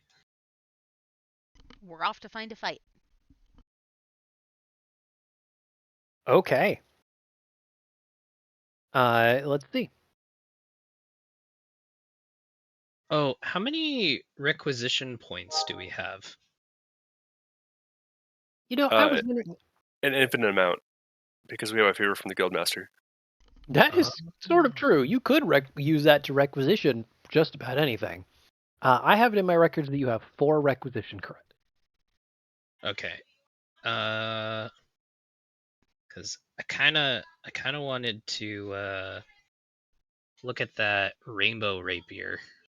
Did we get more credits? Because I had us at 2 credits and Rayun wants a 3-credit sword. That's right, because we were at 4 and you had spent some. Yep. Okay. We were at Yeah. 5.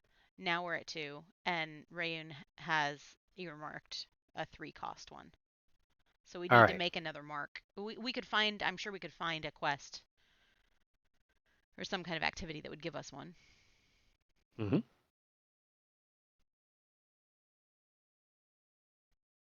Well, this one's easy enough because the notice boards are all over town, so you don't even have to go that far. Like a bit of Tyrus's first lap around the city inn, you see that the notice boards are fairly blank at this point.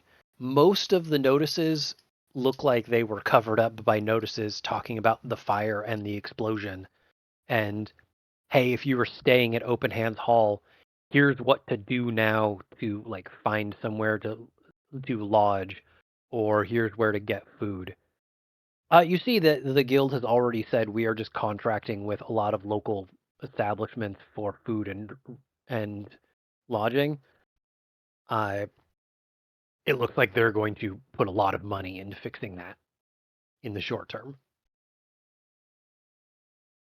However, there aren't a lot of things outside the usual, like, hey, I lost my dog, or hey, I heard a loud noise last night. What happened? Not a lot of adventurer type stuff. Not a lot of adventurers either. City's quiet right now. Too quiet? No, just pretty darn quiet. Lack of adventures.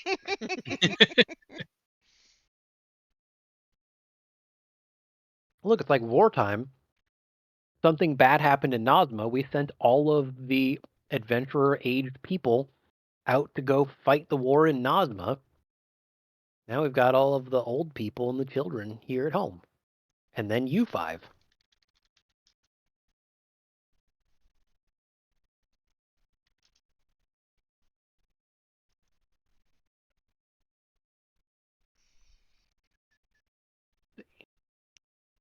Oh, that's a spelling error. Great.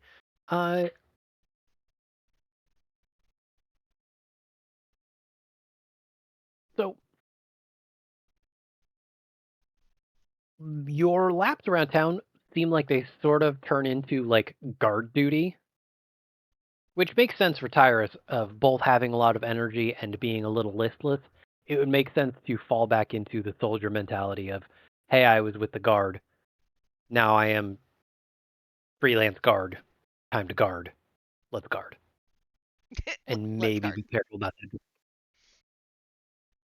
that.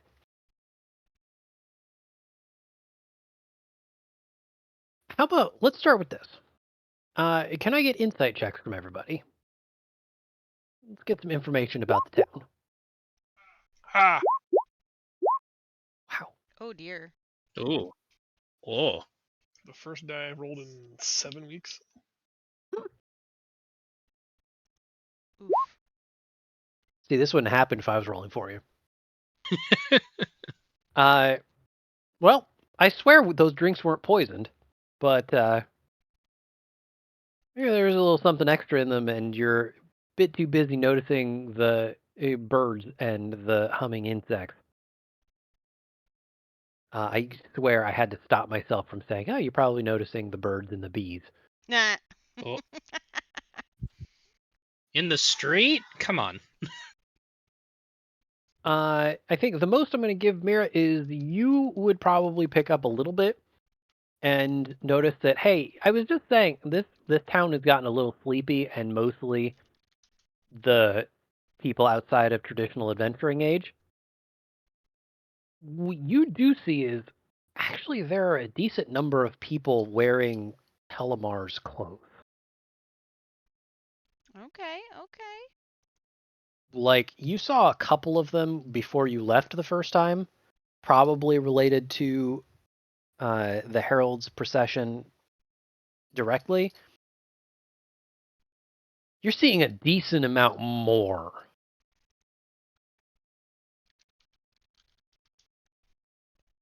Okay. Um, can I like randomly walk up and engage with one and just Oh, yeah, absolutely. or like wander around kind of behind them and listen to what they're talking about? You can absolutely do one or the other. I'd like to Maybe do both. Pull the them off. latter first before directly engaging with anyone. All right. That sounds like a. I was gonna. Man, I swear I've played D&D before. How on earth do I not know these skills? I have Bring up stealth. your sheet again. Stealth. That sounds like a skill you should use for this. Perfect. I genuinely thought to myself, Oh, it should probably. I rolled a 1 Ow. and I have a 10 in that particular skill set. Look, you know how to sneak. You know where the shadows are. You know how to step quietly. If only for some reason you couldn't stop humming loudly to yourself. You And I'm really all like, probably should have rolled nah. from now on. Maybe that one sip was way too much. Yeah, I'm going with you genuinely are just a little too hopped up on sugar and caffeine. So you do your best Kronk from the Emperor's New Groove of sneaking while loudly humming and narrating to yourself. I'm all walking behind them going, shh, guys, I'm listening to what they're saying. And people are What do looking at I me like, think what? you're up to? Bunch of people wearing weird green robes and evil. That's And wait, exactly, what did you call it? exactly what I'm doing.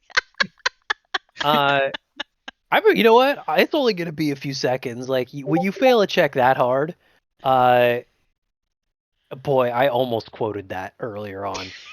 I love it. It's only going to be like 15, 20 seconds before the pair turn and recognize you. You are looking directly into the face of a human and tabaxi man, or two men, a human and a tabaxi, who, like, when they turn to you, give you the look of someone who is watching someone try to film a prank video. Okay. And Finally, because I'm oh, awkward, go ahead. as soon as they turn around and make eye contact with me, I'm going to tell them a bad joke.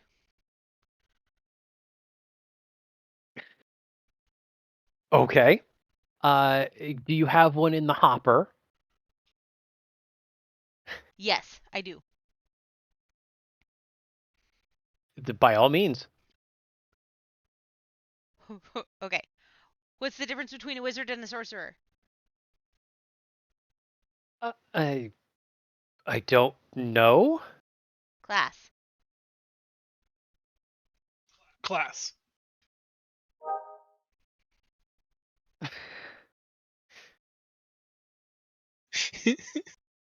What's a rogue's favorite medium armor? Like, they're not engaging and they're not finding me Hide. funny, so yeah, that's it. I'm just gonna get Holden yells behind me. Hide! They both just look at you like not sure how to interact with you. But finally, the Tabaxis. Ma'am, can we help you with something? Oh no, I was just out and about and was surprised to see so many Telemarians wandering about and was wondering if there's an event going on. Yes, of course.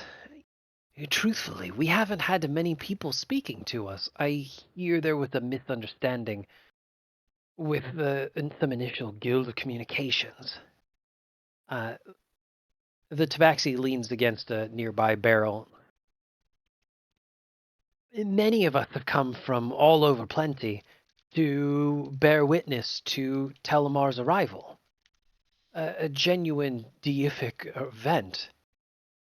And many of us have hoped our whole lives to see something like that.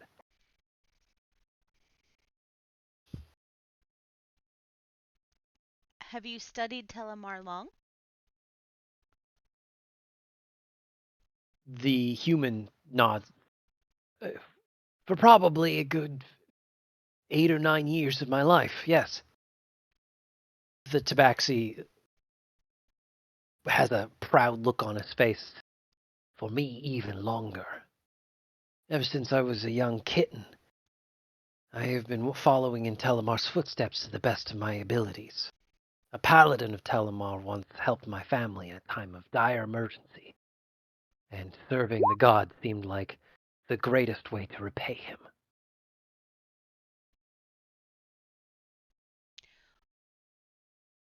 We know very little about the god, but we would like to know more. Would you be willing to sit with us and we can perhaps treat you to some breaking of fast together? The two look at each other and shrug and say, please don't think that we would demand free food from you in exchange for hearing Telemar's deeds, but truth be told, I wouldn't say no to it either. I think the locals learned that the guild was paying, but I feel like many things around here have gotten very expensive since then. Please, lead the way. It's our pleasure. There are no shortage. There's no shortage of like restaurants and cafes and bars and anything else. Like this is a food town, so it's pretty easy to duck into a place, and the service and food are quick and good. As everybody's getting settled with food, the Tabaxis. I'm sorry, I didn't even get your name. My name is Mira, and these are my friends.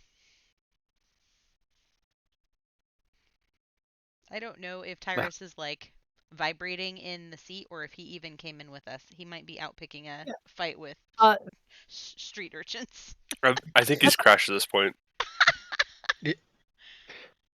He's just hanging over a rail somewhere.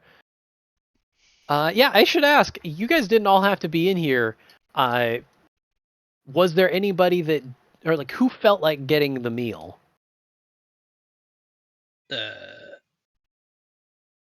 I mean, the cinnamon rolls and the drink kind of set Rayun over for the morning. Mm-hmm. Eating 3 pounds of pastry will do that to you. Especially if your friend made it.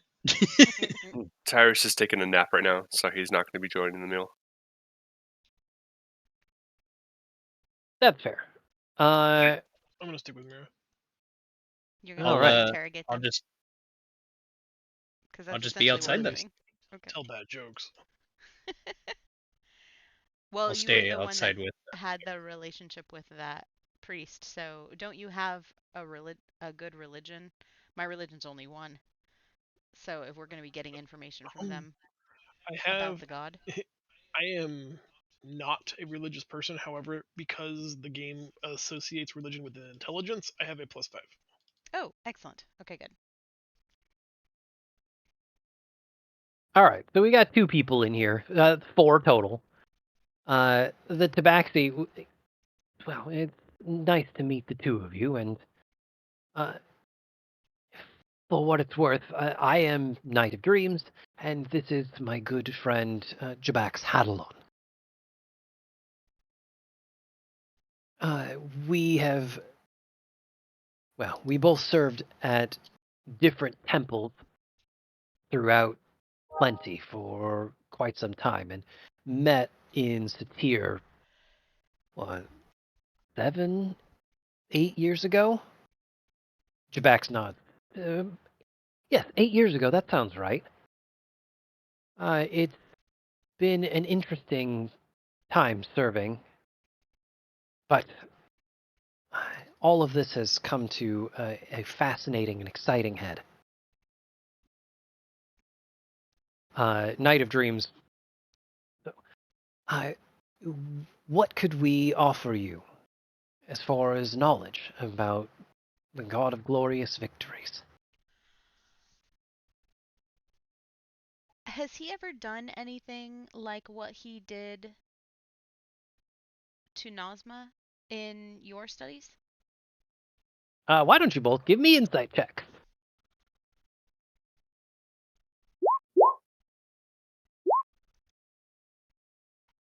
Yeah, that's probably good enough. Even Holden, who is busy thinking freaking religion, has enough social awareness that when you ask about Nazma, the second you ask about Nazma, the 2 of them both make a face that is roughly the face of a record scratching in the middle of a conversation. Probably shouldn't open with that, huh? Probably not. Well, I'm to the point. And I wanted to gauge an honest reaction. We'll say that was Well, you intentional. got one. Jabax immediately starts to look distasteful and begins to say something, but Knight of Dreams puts a hand up. Now, Jabax, you know fully well that people were going to ask about it. I'm gonna put Yes. one hand, my hands like open palms up to show that I'm not threatening, and say, I'm sorry for the abrasive question.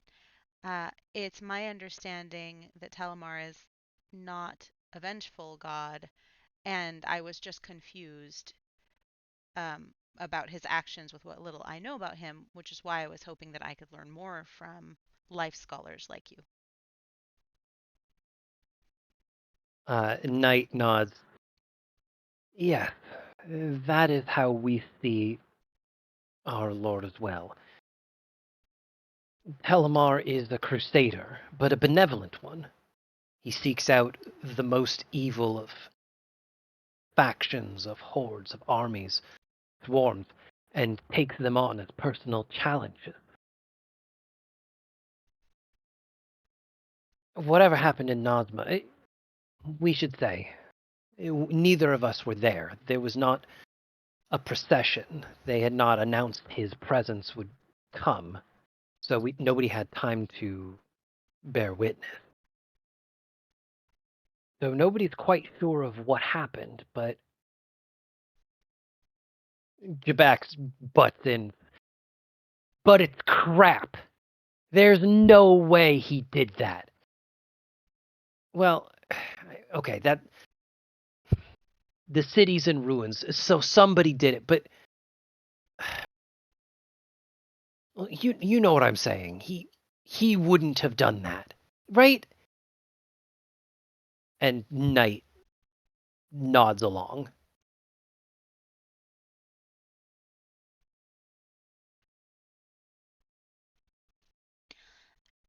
Uh, Given Uh, that both of you have intimate knowledge of the god and you've traveled far to come here and be in his presence for this event, do you have any knowledge of the what's it, not an ambassador, but what is her, herald, Her- Mhm. of the herald who traveled here ahead of him and claims to be speaking on his behalf? uh, Jabax nods. Well, a little bit. Truth be told, most of us are trying to figure out who she is too. The most I've been able to learn is he was one of his soldiers, part of the army that he used to travel the plains, or that he traveled the plains with, I guess. Uh, he was the first to witness one of his most recent victories, and when she witnessed it, according to what we're hearing anyway, she began proselytizing with such fervor and energy that he named her his herald, so that she could travel ahead and speak of his deeds.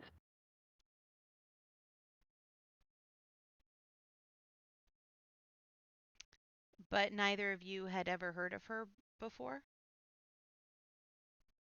Ah, I can't say that I have, but he recruits his army from every plane. I'm just surprised that she isn't an elemental or something. A dragon the size of the city. Hmm, Knight interjects interesting. and says, I kind of wish she was a dragon the size of the city. Not She'd just, be very easy to spot. it wouldn't even be so much a glory to Telemar thing as it'd be really interesting to see a dragon that size. Especially one that didn't want to eat us.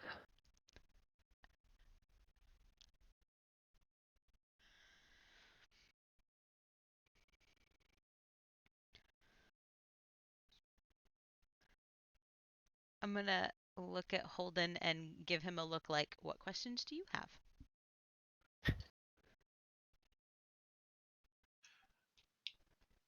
Let's do some cross-referencing and ask them if they are aware of whether or not their deity has a favorite food, and Oh, if so, what would that favorite food be? from their studies. That's an excellent question. This is why I asked you. Roll some intelligence checks. Oh, but I just closed my character sheet. Not your intelligence checks. I know how that goes. You guys keep rolling ones. Hey, I did okay on Uh, insight. Night of Dreams. Nod. Favorite foods. We haven't been to any feasts or anything of the sort, but I remember reading a text of, oh, what was that battle?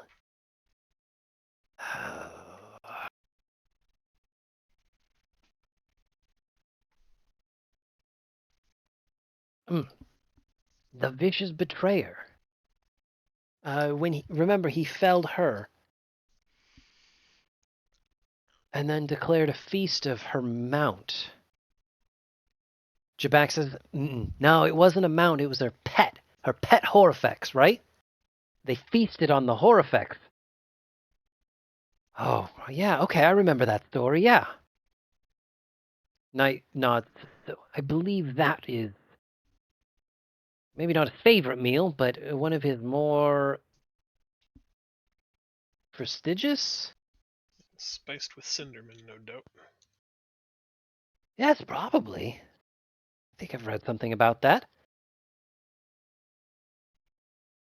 Ah, you must be one of the culinarians then. Are you preparing a dish for him? I'm a historian, a collector of all knowledge. Well, hopefully you can make it to the feast. If you can, I would love to hear how it goes. We may be able to bear witness to the Lord of Victory, but we certainly won't be sitting at his table. Why not? No, there's simply too many of us. And we know our place. We are devotees. We proselytize. We pay tithes. We thank him for the deeds that he's done, for the planes that he's saved. But even such, a deity of his caliber doesn't have time for each individual acolyte. Simply knowing that he's out there and that he is serving and protecting us is more than enough. Ooh, I made him sound like the cops. That was not intentional.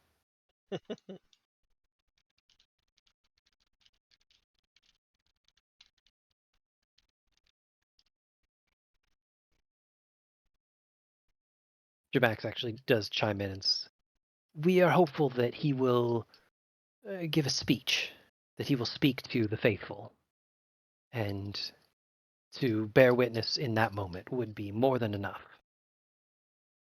It would justify and give glory to all of the work and faith that we've put into our lives.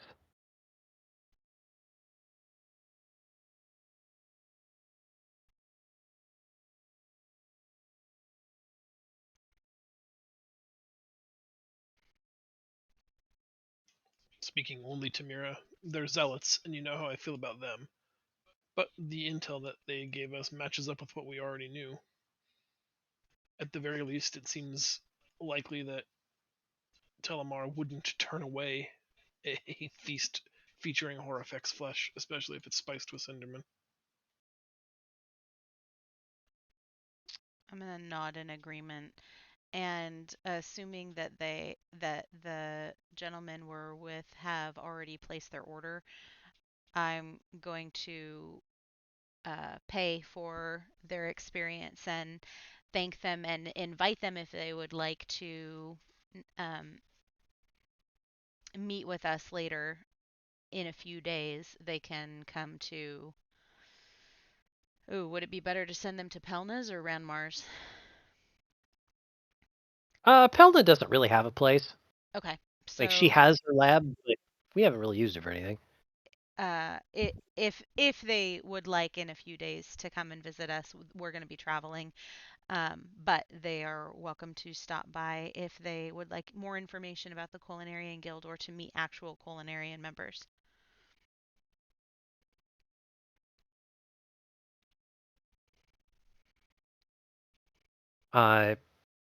In response, they both look very excited, and Night of Dreams in particular nods.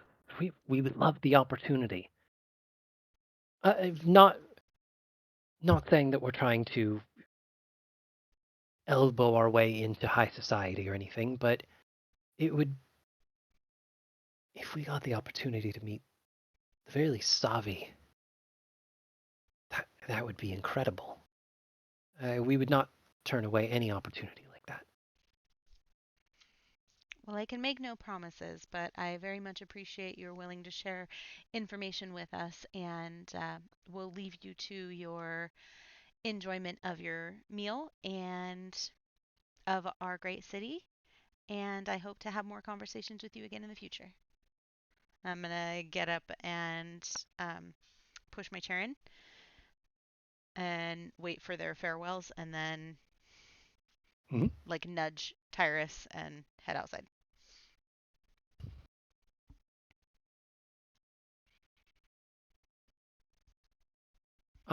Yeah, they are more than happy to give you all of the plenty necessary, but also now there's food in front of them. So, yeah, they are happy to get to their meal and will look forward to meeting again with you later. And that puts the two of you outside. Yeah, we'll meet up with Rayun and Tyrus. Let them know that those two also don't believe that Telemar would have acted rashly and, destroyed Nazma without cause, apparently. Well, even if that what if that cause was, well, we don't know enough. Sorry. Right. I want you guys to know, because this is my process, that I immediately went and found images to use for those two characters in Yeah. case they come up again later. Nice. And when I put in the phrase Tabaxi priest art, it's just nothing but cat girls. Oh no. All right, We need a Google. boy. Yeah, I'll come back to this, but Save not this right this second. search.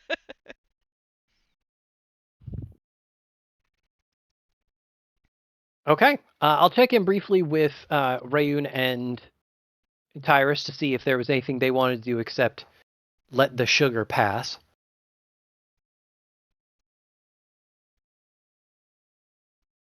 I'm good. All right, worth a try though. Nothing really. Just waiting for Mira and Holden to finish their talk. Mm-hmm. So, we are going to speed up the clock a little bit because I'm going to be perfectly honest with you.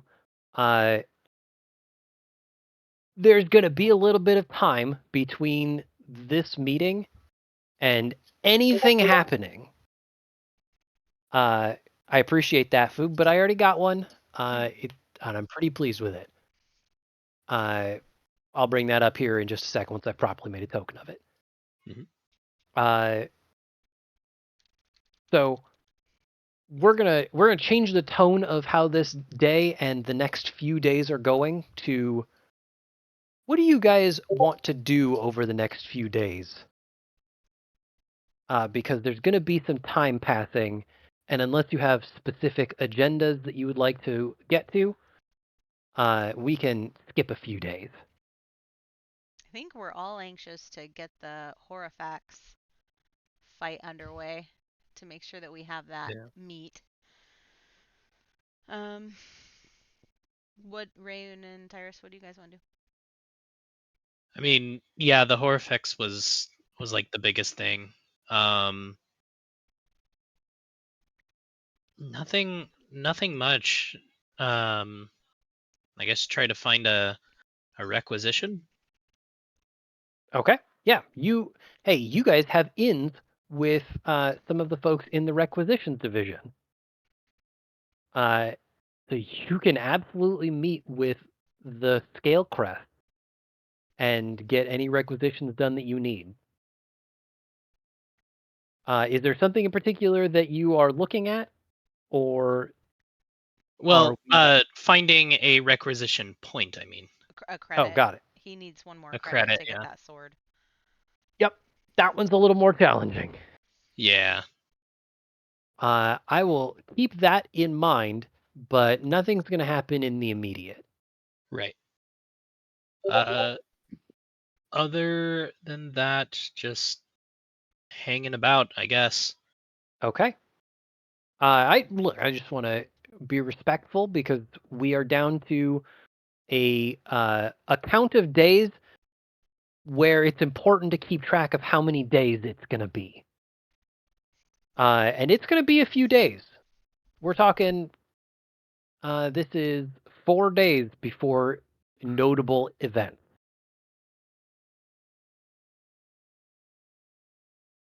So if nobody has anything that is like particularly urgent, we're going to move 4 days ahead.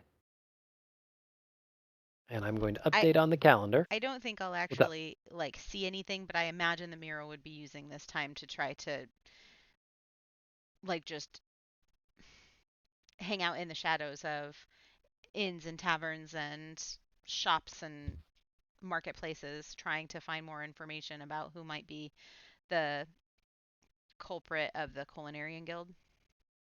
But we don't need to role play You know all what? that. Why I don't just you give me? imagine that's how she would spend her time. That makes sense. Why don't you give me just one blanket insight check for what can you learn from the Oh city's my muttery? gosh. The answer is nothing. Nothing. I Well- Not a learned darn thing. nothing in 4 days. That makes sense. You know what? You know what you learned? You learned where Ranmar got that drink. Uh, can I do the same thing that she's doing and just like see if anybody knows anything, like insights and stuff like that? Sure.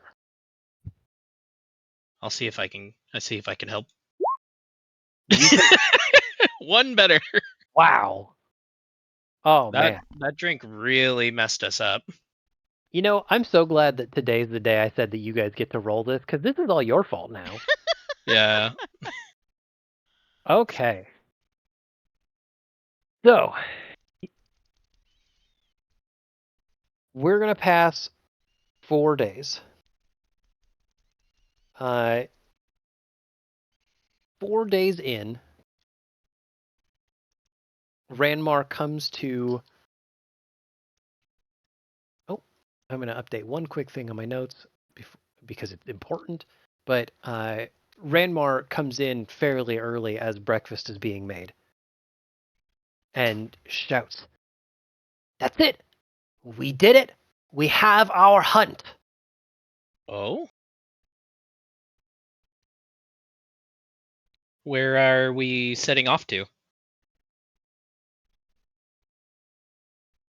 Well, you're going a little ways. We're going to Zathko. And he, besides having a flyer in his hands, also has a map. He might have pulled that from somewhere else, but that's not relevant. Instead, he. Can I do this? Hey, that works. He pulls out a map of Porta Maria. And the crew of the Emerald Dawn, they're there too, I guess. That's funny. He says, I grabbed the contract as quick as I could. And to my knowledge, no one else will get access to it. It didn't even hit the notice boards. Well, Ranmar. No, Racklin. Gosh, can't believe I made those names so similar. Racklin grabbed it and got it to me. Team effort.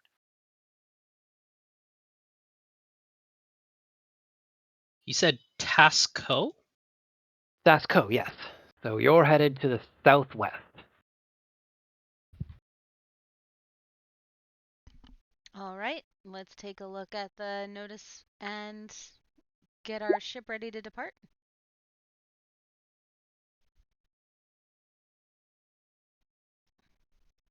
Ranmar, would you be willing to send us along with some food and drink to make the journey easier?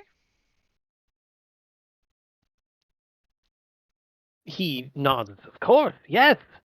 I will have. I will have whichever ship you're planning on taking filled with as many goods and supplies as you need. All right, team, do we want to take the Nass or do we want to take Jacob's ship, Remember, she bailed on us last time, so the Emerald Dawn? I'm a little bit nervous about that. Yeah. But we are going to an area where Jacob's experience might be helpful. I'd say take Jacob's boat.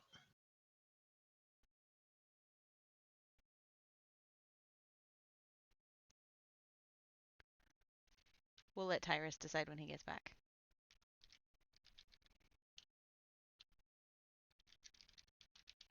And that drink really messed him up. Apparently. That or he slipped some to his dogs. Oh.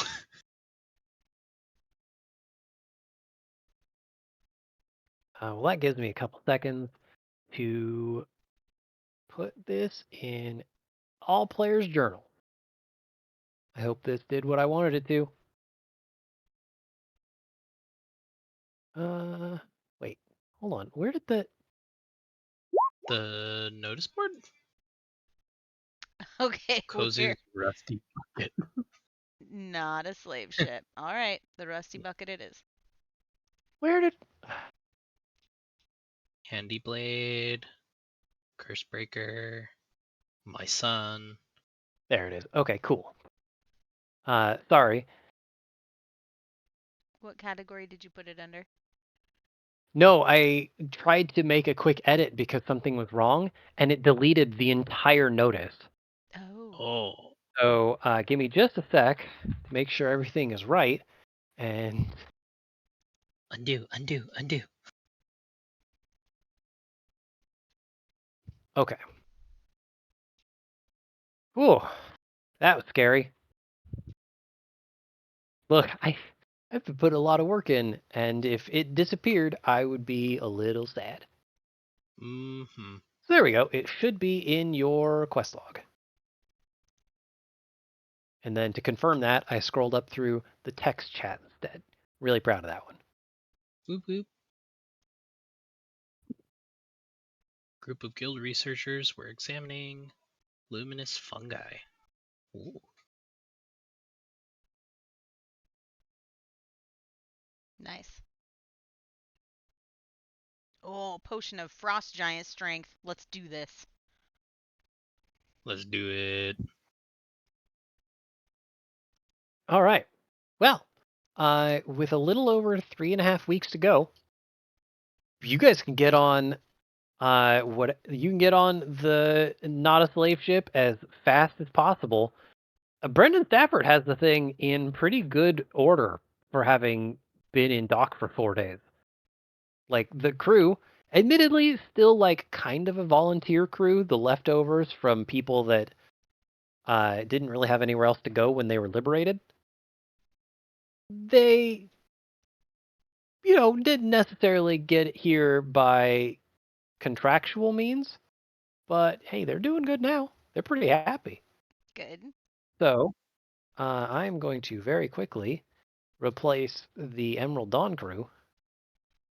Except, they're just gone forever. Wow, didn't mean to do that. With the new ship of 1. And is anybody else going?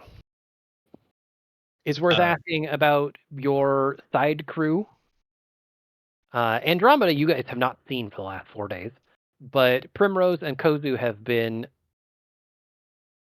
generally with you, like they've been staying with Ranmar as well. I think, given the circumstances, should they stay here with Rayun's friend and just help out in the kitchens? That might actually be helpful if they stay. Although we do run the risk of Primrose getting uncovered and stolen. Like if someone from the Culinarians Guild, if the bad person from the Culinarians Guild finds out who she is, they could take her while we're gone. Is her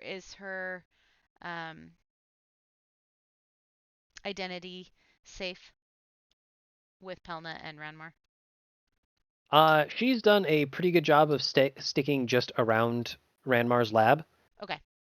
And in her free time, actually, it's worth pointing out, hey, look, she's a person too. She has been working on her own disguises because maybe Nice. she's learned that she needs to have that skill, so someone does. Burn. And he has, after doing a little bit of observation and asking around,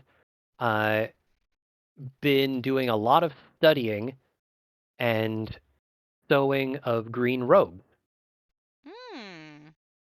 So around this time, yeah, about 4 days in, when asked about it, like she's probably had somewhere in that conversation, he shows them, and you could see she has flat out stitched Telemar's emblem into them. And she is proud of herself. So she's created When disguises. Nice. She says, it's not perfect, but I'm pretty sure that I could pass as at least the faithful.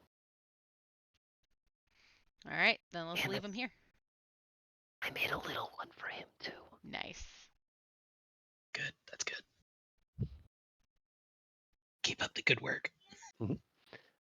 So, oh, yeah. All right, well, man, screw this town. This town sucks. Let's go to Sasko and hunt monsters for a bit. Yeah. Woo! Sasko. It's a pretty quick send off, right? There's not a lot of ceremony. You are not some heroic adventurers going off on a huge quest.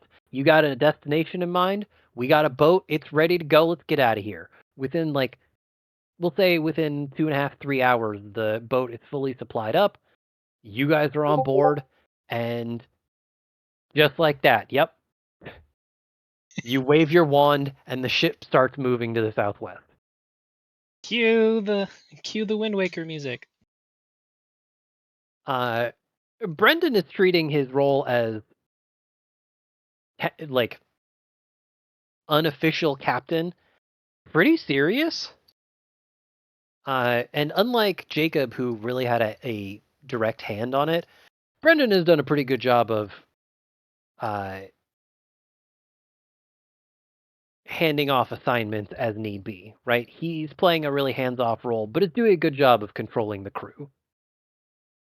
And because of that, you make pretty good time.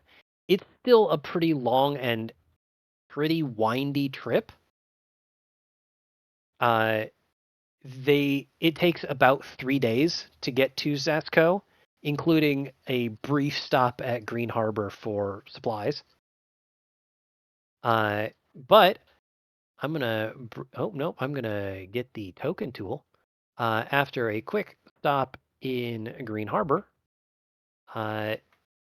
you find yourselves at the island of Zasko, which is a very mountainous island. I don't know how many of you guys have been to Florida, but I know that at least one of you guys lives pretty darn close to it.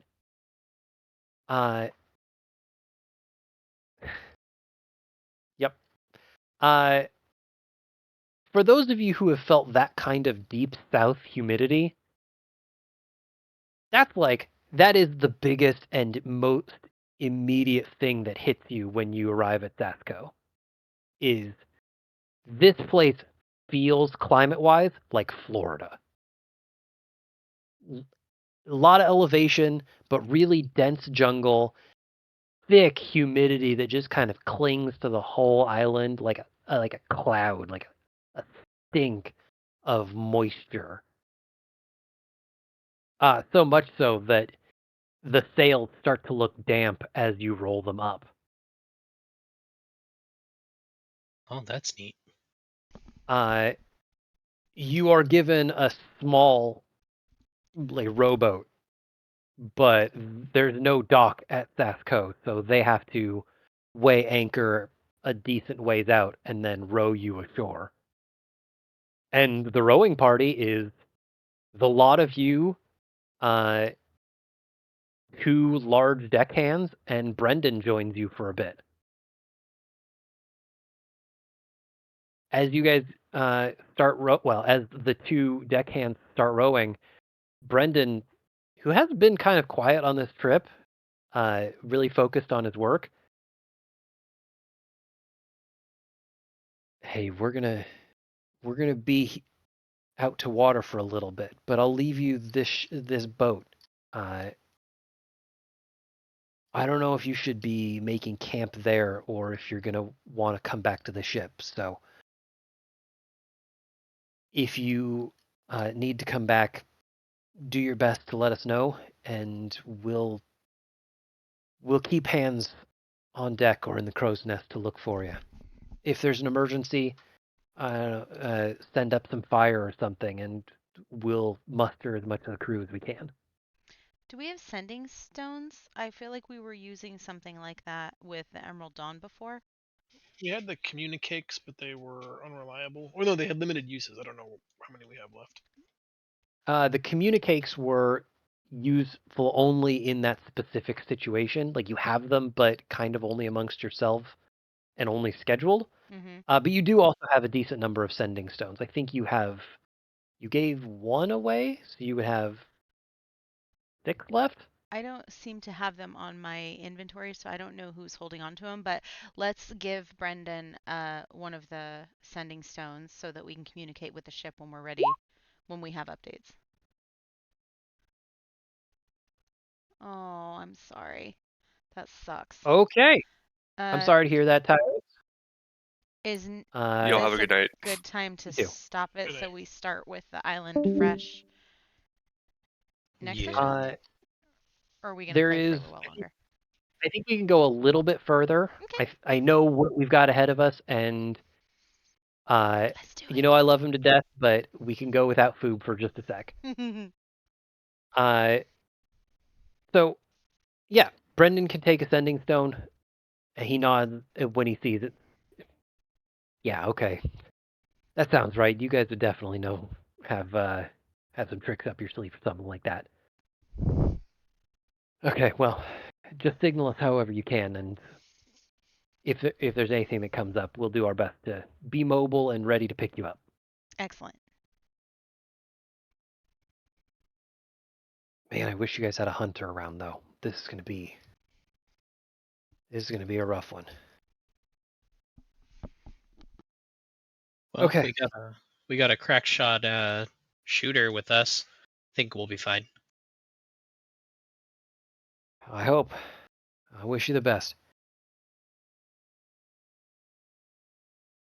When you guys make shore, he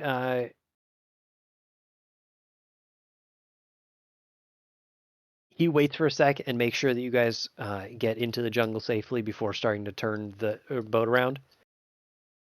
Because it seems like he, as in I, forgot to send a second rowboat to leave you guys. Whoops. So we'll fix that, in post. But for you guys, welcome to Sasco. The beach is maybe only 15 feet before it turns to jungle. Right? This island looks particularly unkempt, like it is trying to break free of something. Did we come to So, shore near where the research area was? Like, do we see any ruins or any sign of the camp that was attacked? if that's your plan, we can absolutely do that. It's going to add a little bit of time. You're arriving like, oh boy, it's gunfire. You guys are arriving a little bit before midday, and it would probably be something like evening. But we could absolutely put you on a different part of the island that would be easier to get to the camp. I am guessing that would be the best place to start since we know for sure that it came through and wrecked it. And that way Mhm. maybe we can find tracks to follow. Okay. Well, then I am going to say all of that happened over here. Perfect. Nice thing about being a GM is I can just say things happen, and they did. And the only difference is as you are walking, or as you are docking the rowboat on the beach, you can see evidence of guild activity. Not much, but a little bit. Like there's a couple crates and maybe like a tent or a tarp on a couple sticks. Probably not their whole camp. Looks like this was just a forward thing, but evidence enough that you might be on the right track. I'm going to look through what's left of this camp area and see if there's anything either of value or of note, like journals or other information, since they were doing research and weren't able to take it all with them. Just to Sure. see Why if don't you give there's me an any investigation? information about Maybe what they were perception. researching or researching. How about a investigation? My investigation's only a 1. How is everybody else's? And usually quite good. That's what I'd come to. Oh, it's a +5, but I can't. I rolled a 1 and a 3 tonight. This is gross. All right. Rayun, what's your investigation? Yeah. Let me see. Might as well looks give it a roll. Something like 50. Hey, perfect. Dang. That's better than we had. Yeah. So it's hard to get a good read because there isn't much here. But of the couple of crates that are left here, yeah, you could see that there's some like a few glass instruments. It looks like a few specimen jars at best. You really are just like you are following in the footsteps of what looks like some really nerdy research. I mean, I don't know if you read that, but it's luminescent fungus. Yeah. Mm. And there aren't many notes here because seriously, you can also tell this was a forward camp. But from here, you can see that there is at least a trail that looks like someone took a machete to it at some point. And that's enough that you can follow that for a little bit. Mira won't so- ever be the first one to go through, so someone else is gonna have to go first. Yep. I'll take the charge. Although I guess I That's am probably pretty stealthy. Yeah, Well, if you wanted to stealth ahead, that would be fine. The way I'm rolling, let's see how I do. Oh, stealth is one I'm still going to roll for you. Oh, okay, go ahead. That one is actually relevant. But look, You think you're sneaky. I found I roll way better for my players than my players do. I mean, based on how I'm rolling, I'm not gonna fight you at all. Just let me know if I successfully stealthed into the hacked trail. Okay, I'm going to keep that number in mind, and I'm going to have you guys all roll your favorite number that I'm really sad nobody actually has the skill, survival. I actually have survival. Oh, no way. Oh my goodness. Yeah. You know, I've been saying this for a good chunk of this campaign. This is the story of the campaign. It's either 1s or 20s. There's no in between. No in betweens. So, well, Mira, it turns out you just vanished into the underbrush.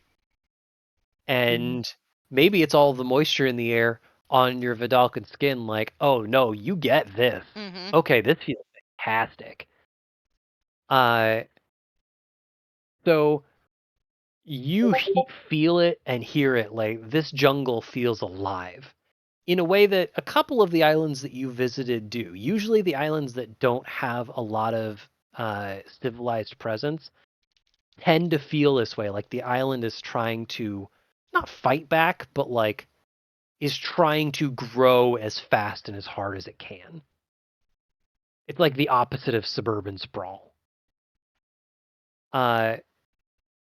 Rayun, your role is also interesting. Could I have you separately roll a religion roll? Religion. That one. And shaboop. Okay. Well, I'm going to give you this much that you can sense that something is like you can sense that this jungle is alive as well.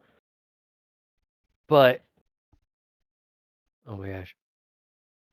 My cat just attacked a ball of fuzz and it was the best thing I've seen all day. And then he meowed at me. Great.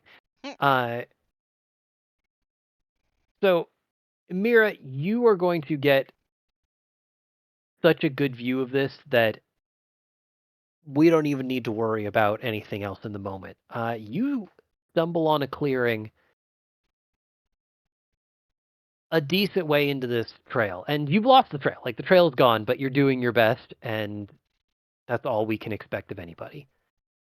On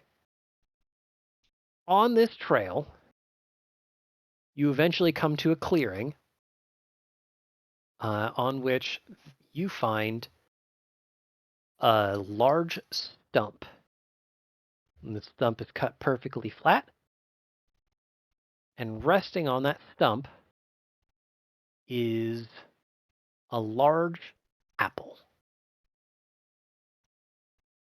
Like, how large of an apple? Like, comically abnormally large, or like just, a little bigger than a fist? We're talking. I'm holding my hands trying to think of a thing that is this size, but Like a it's not small quite. pumpkin or medium-sized pumpkin? A What if pumpkin the size of I your head? just use? We're talking something like 7 or 8 inches in diameter, Okay. like larger than a softball, smaller than a bowling ball. Okay.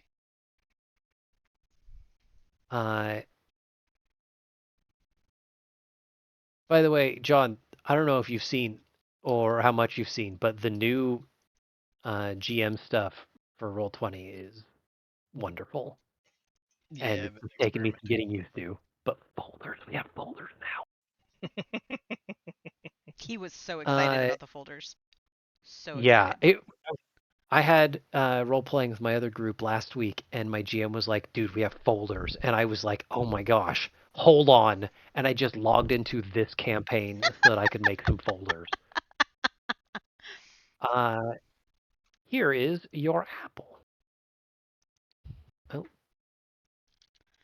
I don't know why my but token keeps resetting my health. I don't. Oh, I'm on the wrong tool. That's why I'm having problems. There we go. Okay, Uh, there's our apple. Yep. And do I see anything around it? It is sitting perfectly preserved on top of this stump. That seems curious.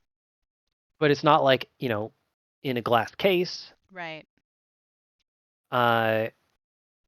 If you'd like to make a perception check, I'm happy to give you a bit more information as you look around the area. Dang. Yeah, there's no tripwires or anything, right? There's no hidden guns that are waiting to shoot you if you touch the apple. It's just an apple sitting there.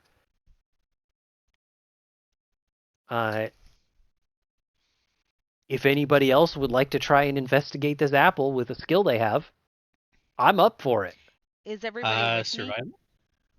Survival. I would say, Mira, you get first crack if there's anything that you want to do with this, including if you want to report back to them. I kind of want to try touching it, but I don't want to do that without the group here. Okay.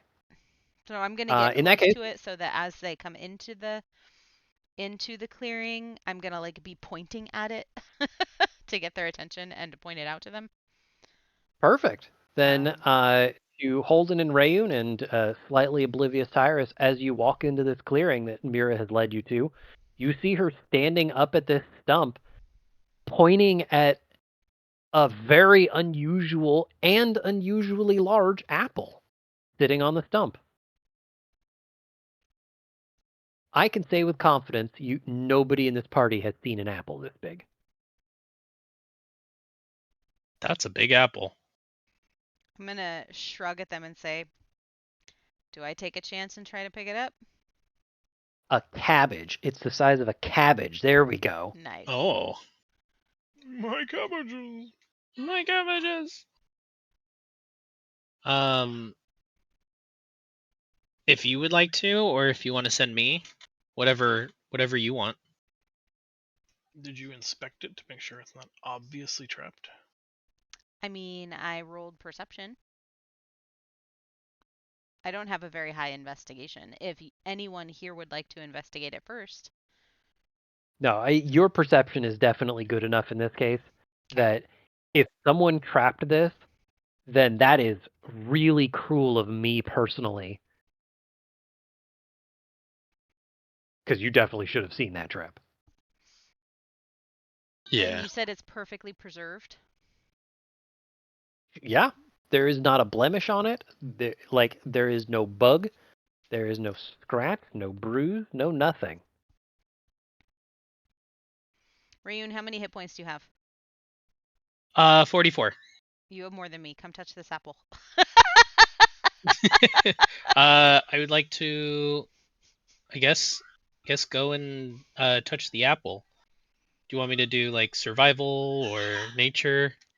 Nope. I want you to come with me to D&D. Oh boy.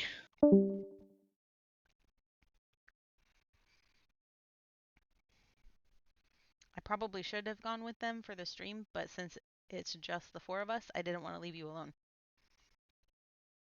Somehow I'd manage. Is that the title of your management book? Mm-hmm.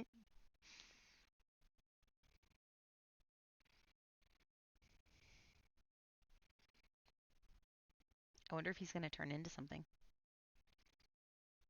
Probably shouldn't have stopped to look at the apple, since we're not here to look at apples.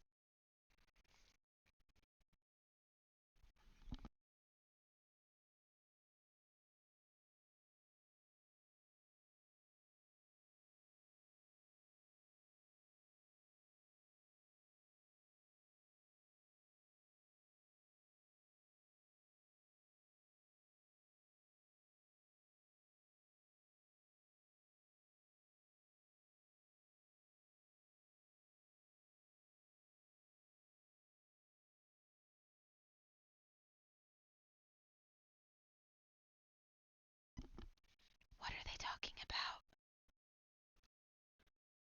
about? Oh, I thought you were going to do the red versus blue with me. I was not.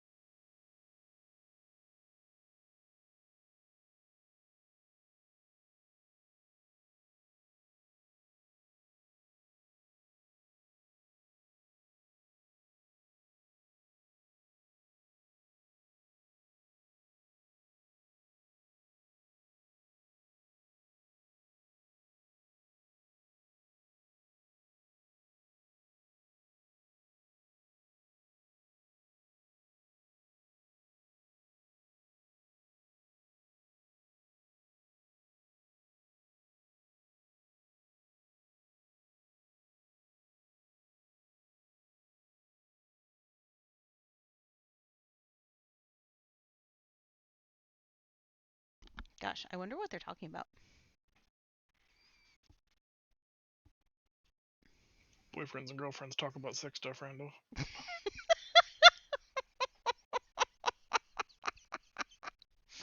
Oh, that was excellent.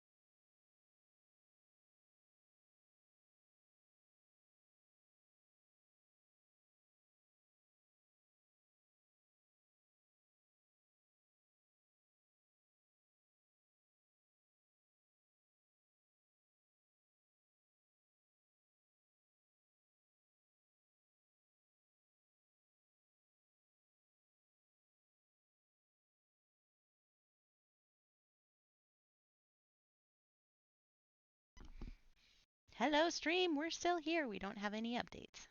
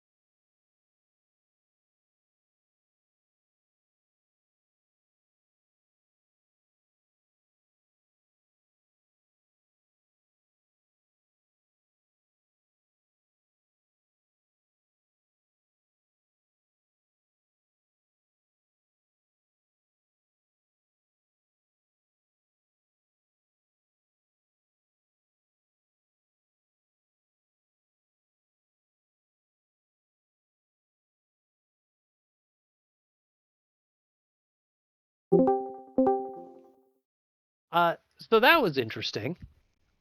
What happened? Rayun took the apple. He turned purple? No, no. Although actually tempting. No, he touched the apple, Oh, he touched the apple. Okay. and then the next thing you guys see is he is back next to Holden and Tyrus, like 3 or 4 feet away, and looks like someone pulled the chair out from under him as he falls unceremoniously to his butt. Huh. No apple for you. Is he or is he not purple? He's not purple. Sorry, that sounded like that's what you said when he came back. I was like, uh-oh. No, I now have the apple. Oh, you're holding it. Yeah, we'll go with that. He's now holding the apple. It fell on him. Yeah. Okay. Rayun, are you all right? I am. How did you get back here? You were standing over there. Long story short, an old friend left me this apple. A very old friend. Who is the old friend? Grace. Who's that? One of the deities that I came across during my my travels when we were in Satir. Oh, well, all right then. He's a pretty cool guy. Very very kind. And Awesome. very straightforward to say the most. Okay. But oh, sorry. No, please go ahead. No, just the apple was for me. What are we supposed to do with it? Uh that's that's a quest for me. We'll Oh, we'll okay. continue with our quest. Yeah. Okay. It's a personal quest. Are you putting it in your backpack or do you need Holden to put it in the bag of holding? I think I'll hold on to it. Okay. It is the size of a cabbage. Oh, I hope you have enough room in your bag. before I do that, I eat it. You eat the apple? I eat the apple. Well, then that is a good way to store it. Yep. It would take Um, you a long time to eat an apple the size of a cabbage, but It doesn't. He takes what looks like 4 regular-sized bites, and each time he takes a bite, a substantial chunk of the apple is gone. that's fascinating. All right. 2 things happen pretty much simultaneously. The first is that what's left of the center of the apple is not a core like a traditional apple would be, but is instead an enormous apple seed, easily 4 inches long, is left in its wake perfectly clean. Like Rayun didn't somehow, considering he didn't seem to eat much of it, didn't leave a scrap of apple flesh left on it. Interesting. As he finishes that apple and feels the one seed in the palm of his hand, from this clearing, probably emitting from Rayun, there is a pulse of energy that blasts out harmlessly, but enough that there is a pretty firm breeze and the leaves rustle, and you all feel it. Like hair gets knocked back and everything. And that is enough to cause a fairly loud roar to emit from pretty close by. Whoops.